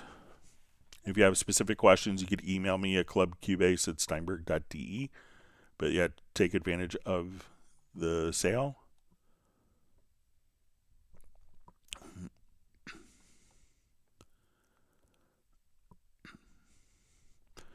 All right, Bling Bling says how to hide the MediaBay and Media Rack by default when opening a project. So unless the project was saved with that, but if you come over here to, if you don't want to see the MediaBay, if you right click, if you don't want to see the Media Rack, you could right click on the setup and just hide the Media Rack from your view.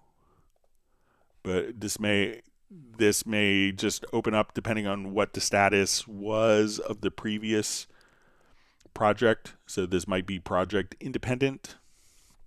But if you don't want to see it at all, right click or go to the settings tab. In earlier versions, you could uncheck the media. And MediaBay should only be open when you hit F5 or open it from the media menu.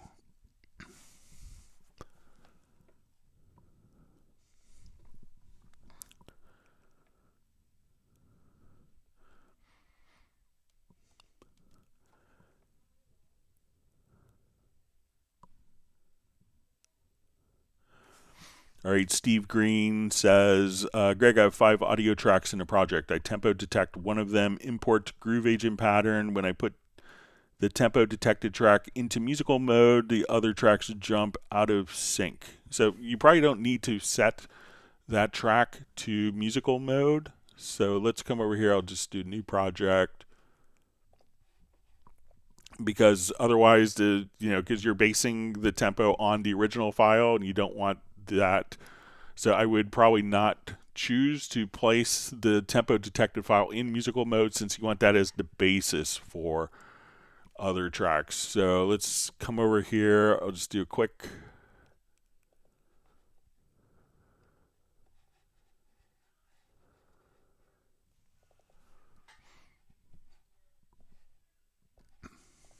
All right, so let's say we'll come. I'm going to do a tempo detection of this file here. So we can hear the metronome is out of sync. So again, tempo detection.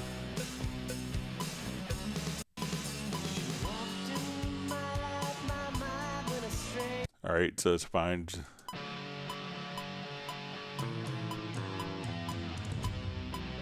All right, so I'm going to change my meter here to 1/4, or from 1/4 to 4/4.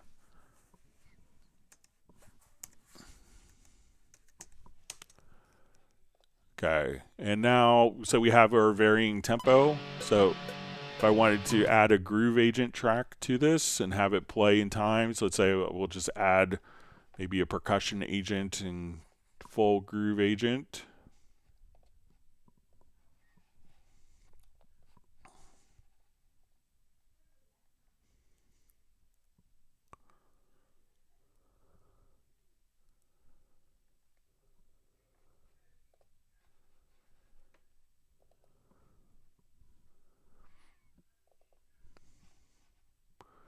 Okay, and we'll have this follow the project. So now when we do this,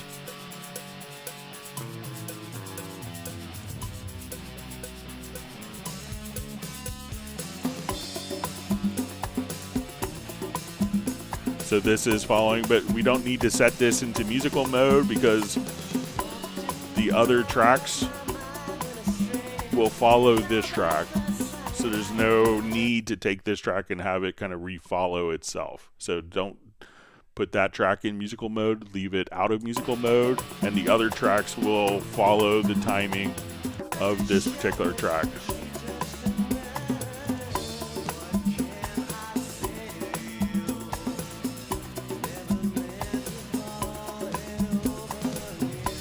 So give that a try.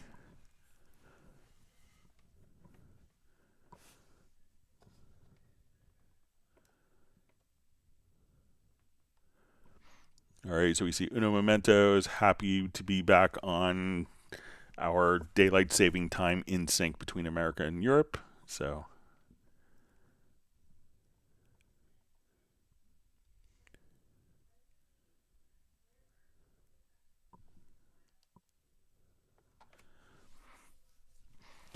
all right, so we see Ziggy Edison. Hi, Greg. Love to see you at work again as usual. Suggest a feature request. As default behavior, a mouse click between two markers sets the cursor to that range. Autoplay is an option. So I think what we can do is let's try with the range selection tool. So let me add a marker track. I think we could do it like that.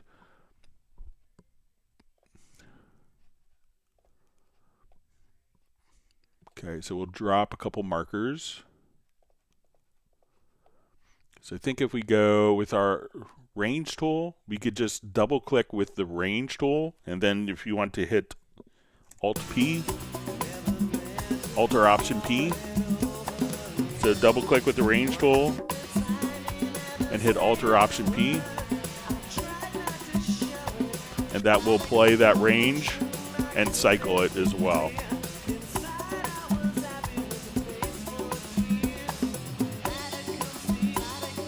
So while it's not, so once you do that, then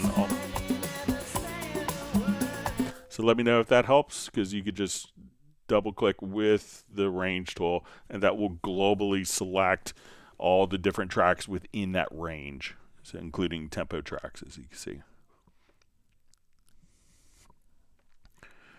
All right. We have a question from Xi Fernando. Hi, Greg. I installed Cubase 13 Pro in my Mac and some VST3 plugins went blocked. After that, when I tried to open a session in Cubase 12, it crashes and the program quit. That didn't happen in my PC. Thanks. So, raise that, so make sure, because it could be that, if they're going to be in the block list. So sometimes, even if it is a VST3 plugin, it could cause system instabilities. So, and why it's put into the block list is because it's kind of determined that is going to be, an issue. So when we come to the block list here, you could try to select a particular plugin and then reactivate it. So you could try that, but some of them are blocked because maybe they haven't been, it could be a VST3 plugin, and if you want it to run on Apple Silicon, that the VST3 plugins are needed to run on Apple Silicon, but not all VST3 plugins are Apple Silicon native. So, it could be that those plugins, and going from Mac to PC, sometimes the Mac can be a little more picky about which plugins are working, especially going between Apple Silicon and Rosetta mode.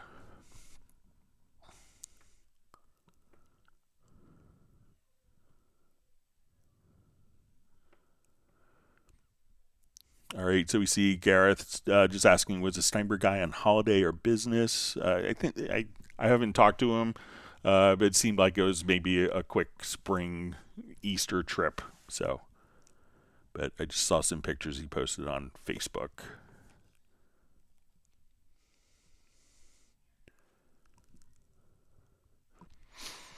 All right, Antonio Beck asks, is there a way for Cubase to identify the tempo of a song and then allow me to change the tempo to a specific value without manually using time stretching system? Yeah, so let's say we did a tempo map of this project, and even this project, when we did our tempo calculations, we noticed that it's fluctuating every single beat, basically. So when we listen to this, and we go to our click. So now what I could do is we could apply all these tempo changes as metadata into the file. So I'm going to select the file.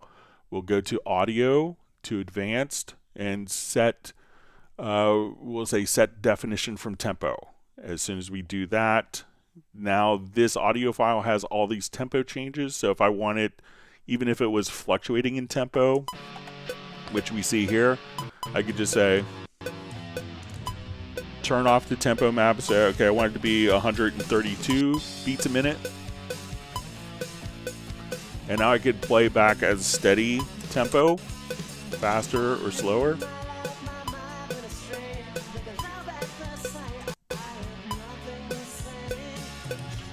Or if I wanted to keep the tempo and just kind of edit it, say, okay, this is great, but I want it a little tighter so it's not fluctuating as much. Or I want to speed the chorus up.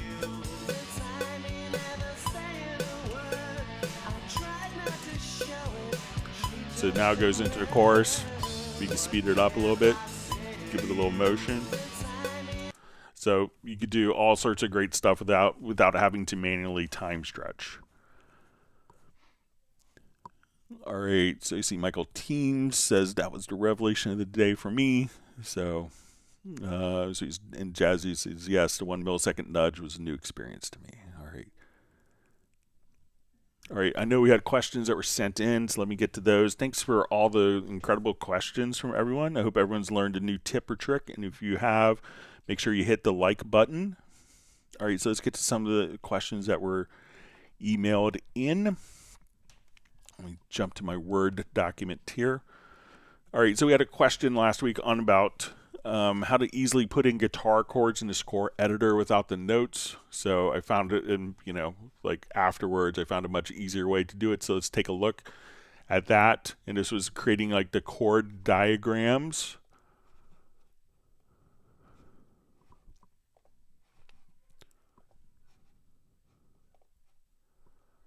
All right, so I'll just quickly add a chord track and then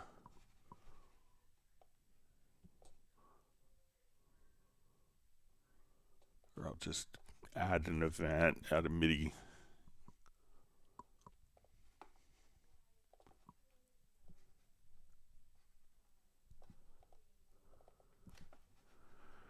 Okay, so I'm just going to switch.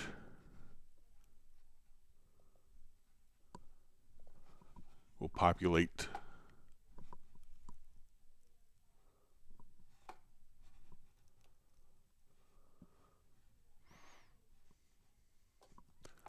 All right, so let's make this into whole notes, and I'll just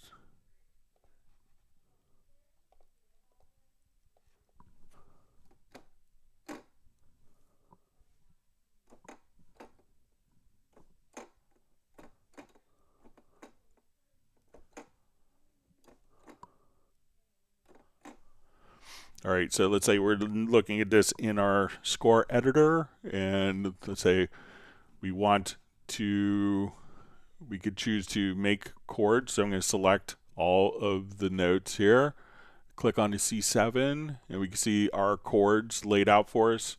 So if I want to, we'll switch this to page mode in my score editor. So now we're in page mode. I will give this a little more space. All right, so what we could do now is I'm going to select the chords. We could right click and just say make guitar symbol, and then the chords will automatically be populated right above. So you can have the chord diagrams just like that. All right, so next question. I have a Nectar P6 and I use Cubase 13. Is there a way to scroll through presets when using non-Steinberg virtual instruments? The patch buttons on the Nectar do not seem to do the job, although the virtual instrument appears correctly on my Nectar screen. So a lot of times different virtual instruments may not respond to MIDI program changes. So I can't really speak for third-party plugins, but if you get to the point where it's not actually transmitting, you know, if the instrument itself doesn't respond to a program change message, and you could test it pretty easily by just going to your if you go to the bottom and select program change and just draw in 2 different values, you can see if the instrument will respond to the program change. And if it doesn't respond to the program change, that's probably what the Nectar is transmitting to change sounds. Or it could be transmitting, you know, for their particular virtual instruments as well.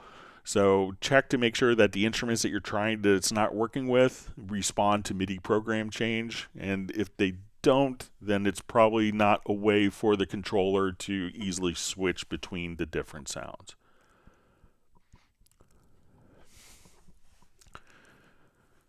All right, we have a question. Hi, Greg. Is there a way to set a track that I can see the score editor in the lower zone but do not affect the rest of the tracks when the editor is set to key editor? Okay, so let's take a look.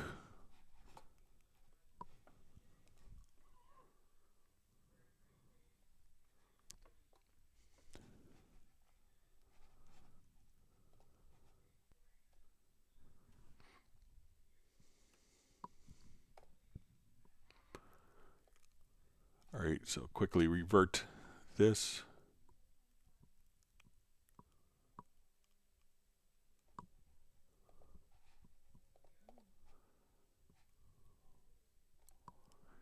All right, so I'm going to duplicate this track.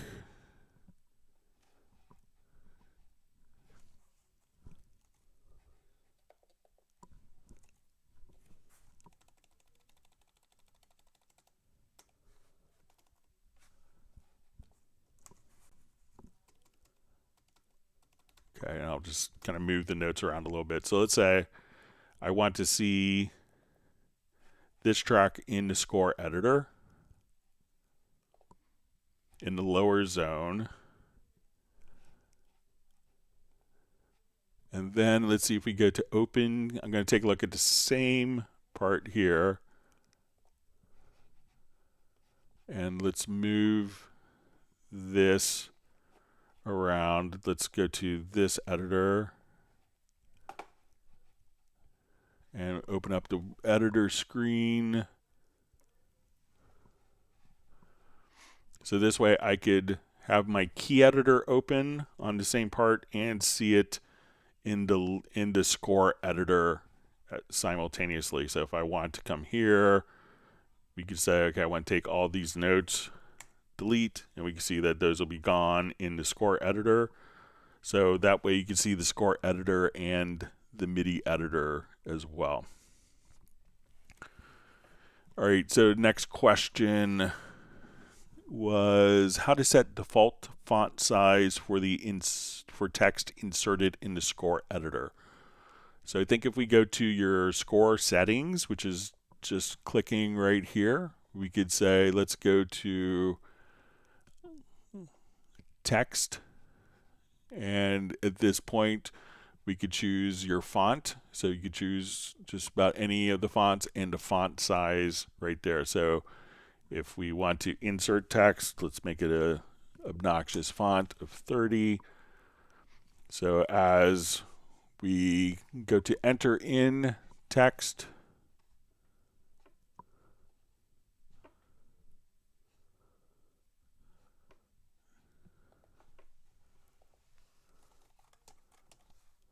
and even now we could just, set the font. So let's say we go here, let's set the font here to 30, then you could apply and change the font size there.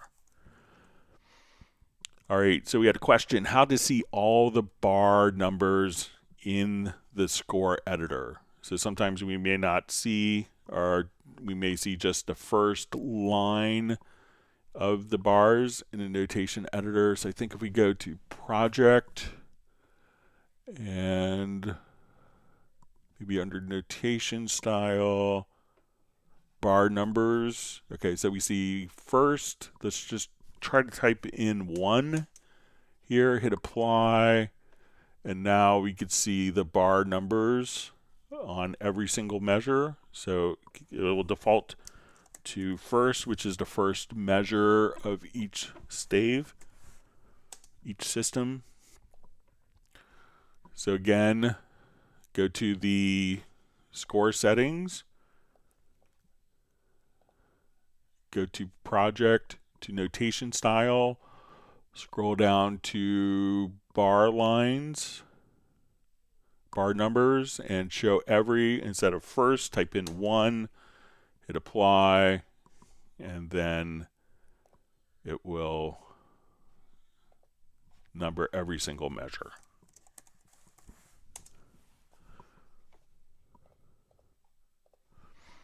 Okay, next question. Is there a way to automatically show automation when being written to a track? So yeah, let's come over. So let's say on this plugin, I'm going to have, I want to automate maybe the EQ of it. So we'll open up, and if we hit F6, which will open up our automation panel, there's some settings here, and we'll say reveal parameter on write. So now that we are, let's say I'm playing along and we are automating this track. So I move the parameter, and as I make an adjustment, this is automatically being added. So if I adjust the panning, we see those tracks are added. If I go to my channel strip, I open up a plugin, I want to adjust the parameters for the compressor, those will automatically appear as soon as you move the parameter. So again, you could go to, you'll see just to the right of the word touch, you could open up the automation panel or hit F6, go to settings, and reveal parameter on write. Okay. All right, so we have a question. Why can't you have multiple links on a track like other programs? Sometimes if we have multiple links on tracks, so and I gotten just a clarification on this, but let me just jump to a different project here.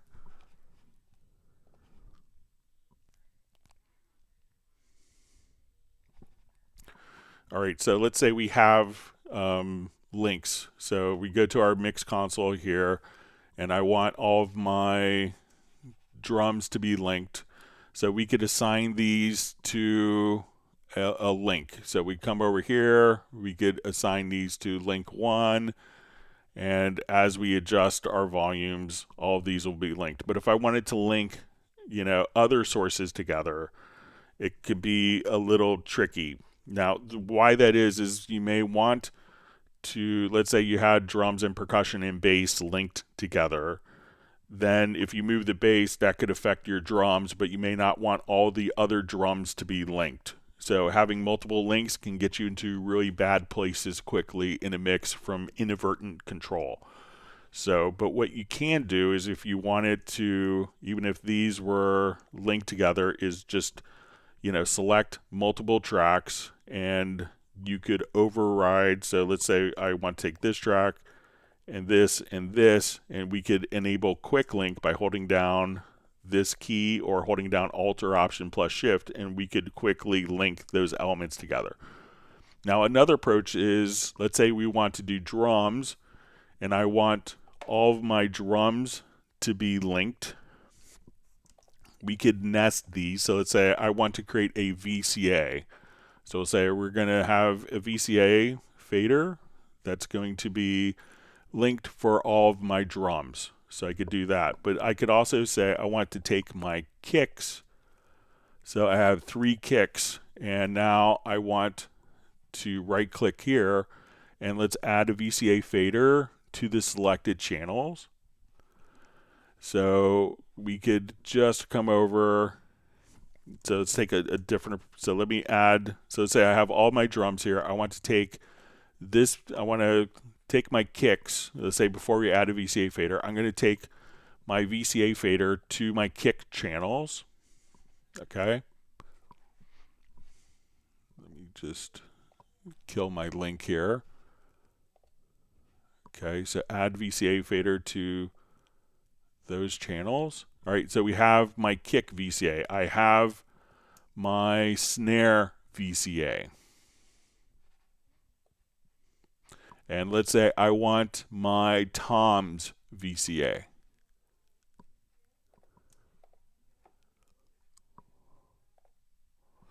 All right, so now what I could do is select my VCA folders, and I could add a VCA fader to my VCA. So now I could link my kicks together. I could also just come over here and have nested VCAs as well. So you could have multiple links if you wanted to. So, but there's different approaches for that. But again, having links like that can sometimes be problematic.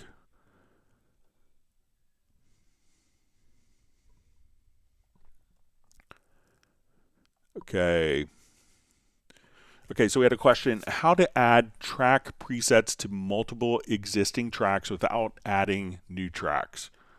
Okay, so let's say we have a new project here, or I'll just revert this. So let's say I want to have a track preset of my studio drum kit, my guitar rig, something like that. So I could take all these tracks. I'm going to save a multi-channel preset. So I'm going to right click and say I like this level, I like the balance, the phase that I've set. And what we're going to do now is to say we're going to save a track preset. So we're going to say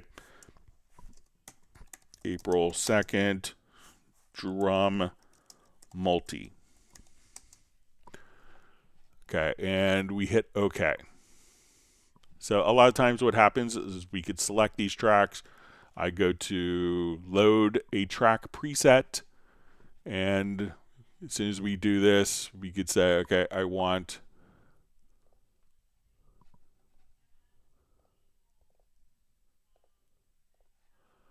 so we will say, let's go to our user content, let's go to track presets, to multi, or I'll just do it from the media rack here. It's a little easier. Okay, so we'll go to user presets, to our track presets, to multi. So what a lot of people now will do is say, okay, April 2nd drums, you double click, and it creates all new tracks here. But I want the track preset instead to go to an existing track. So what we could do at this point is I'm going to select these tracks. So let's say I have all these set to 0. All right, so we could watch this. So let's say, okay.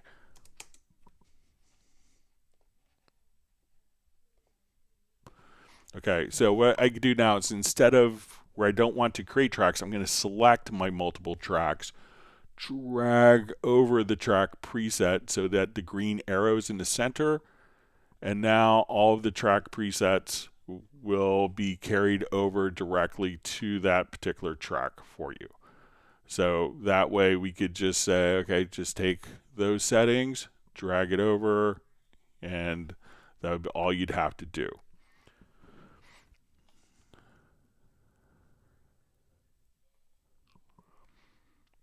Okay. Question. Hi, Greg. I'm trying to use my MIDI keyboard to trigger different arranger track events. In the older legacy setup, the Cubase is phasing out. I was able to set up and learn note-on commands and then assign them as arranger events. In the new MIDI remote tab in the lower zone, I'm unable to create the same operation. Is there a keyboard button for remotes that has this? So far, not worked. Can you please create a working example of using keyboard to control and change arranger events in the newer remote tab? All right, so let me open up a quick project here.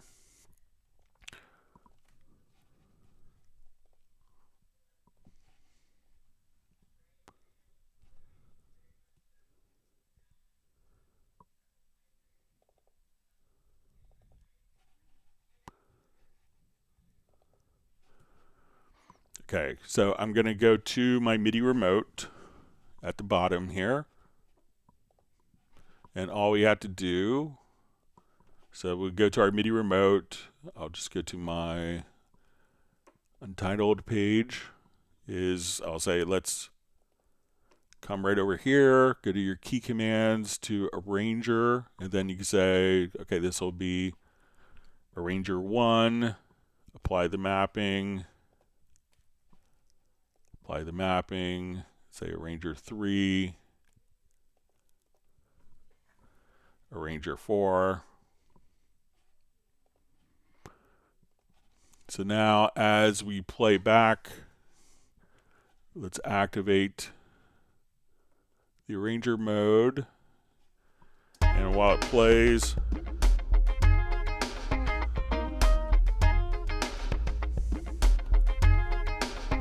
It all began. you could just trigger those particular commands. Let's switch our jump mode here to 1 beat. So let's say, okay, now I want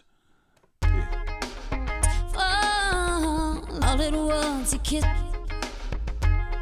All little ones you kiss. and then you could just trigger the MIDI remote to go between the different functions there.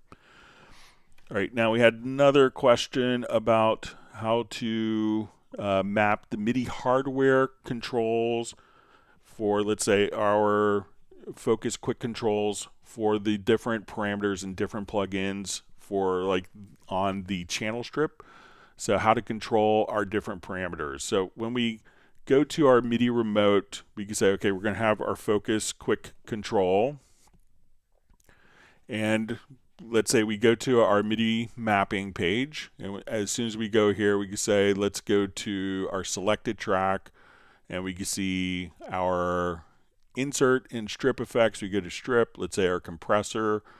So when I open up a channel strip here, and we have the vintage compressor, I have this selected that we could use our MIDI remote to automatically control the different parameters here. But if I switch to a different compressor, that these parameters will actually control. So when we come over here, we can see our parameters that are controlled. So how do we assign the different parameters of different compressor plugins to align across our different control functions? So all you have to do is you could right click, and some of the compressor plugins you have to kind of right click in different areas, and you could go to the remote control editor. And where we see parameters 1 through 8 in our MIDI remote setup, we could see these 8 parameters laid out for us here. So all we would have to do is to kind of just click and say, okay, we want to do editing on this particular parameter. So we could say, you know, we could learn this parameter. So in this, so I'm going to move this. We So as I could assign different parameters for the control for each plugin. And now when I go to my vintage compressor, again, just kind of right click, and it could be in different areas. And you could go to the remote control editor, and here we could click on the L, and okay, we want to learn the parameter for this. So I want the release for parameter 1 instead. And for parameter 2, I select that. I want that to be the input. So here's where we can remap all the parameters so that we have consistent control across all of our different plugins. So, you know, where we think we're going for the remote control, again, just right click and try to just set up and again, try different areas and go to the remote control editor, and then you could assign those particular parameters that will respond to the first 8. All right, we are out of time. I want to thank everyone for all the wonderful questions. We will be back on Friday starting at 1 p.m. U.S. Eastern Time. Thank you so much for all the great questions. I'm sorry I didn't get a chance to get through all the answers, but we'll be back on Friday. And if you want to send questions in advance, you could send it to clubcubase@steinberg.de. And we will see everyone back on Friday. Everyone, please stay safe and healthy, and we'll see you back in a bit. Take care.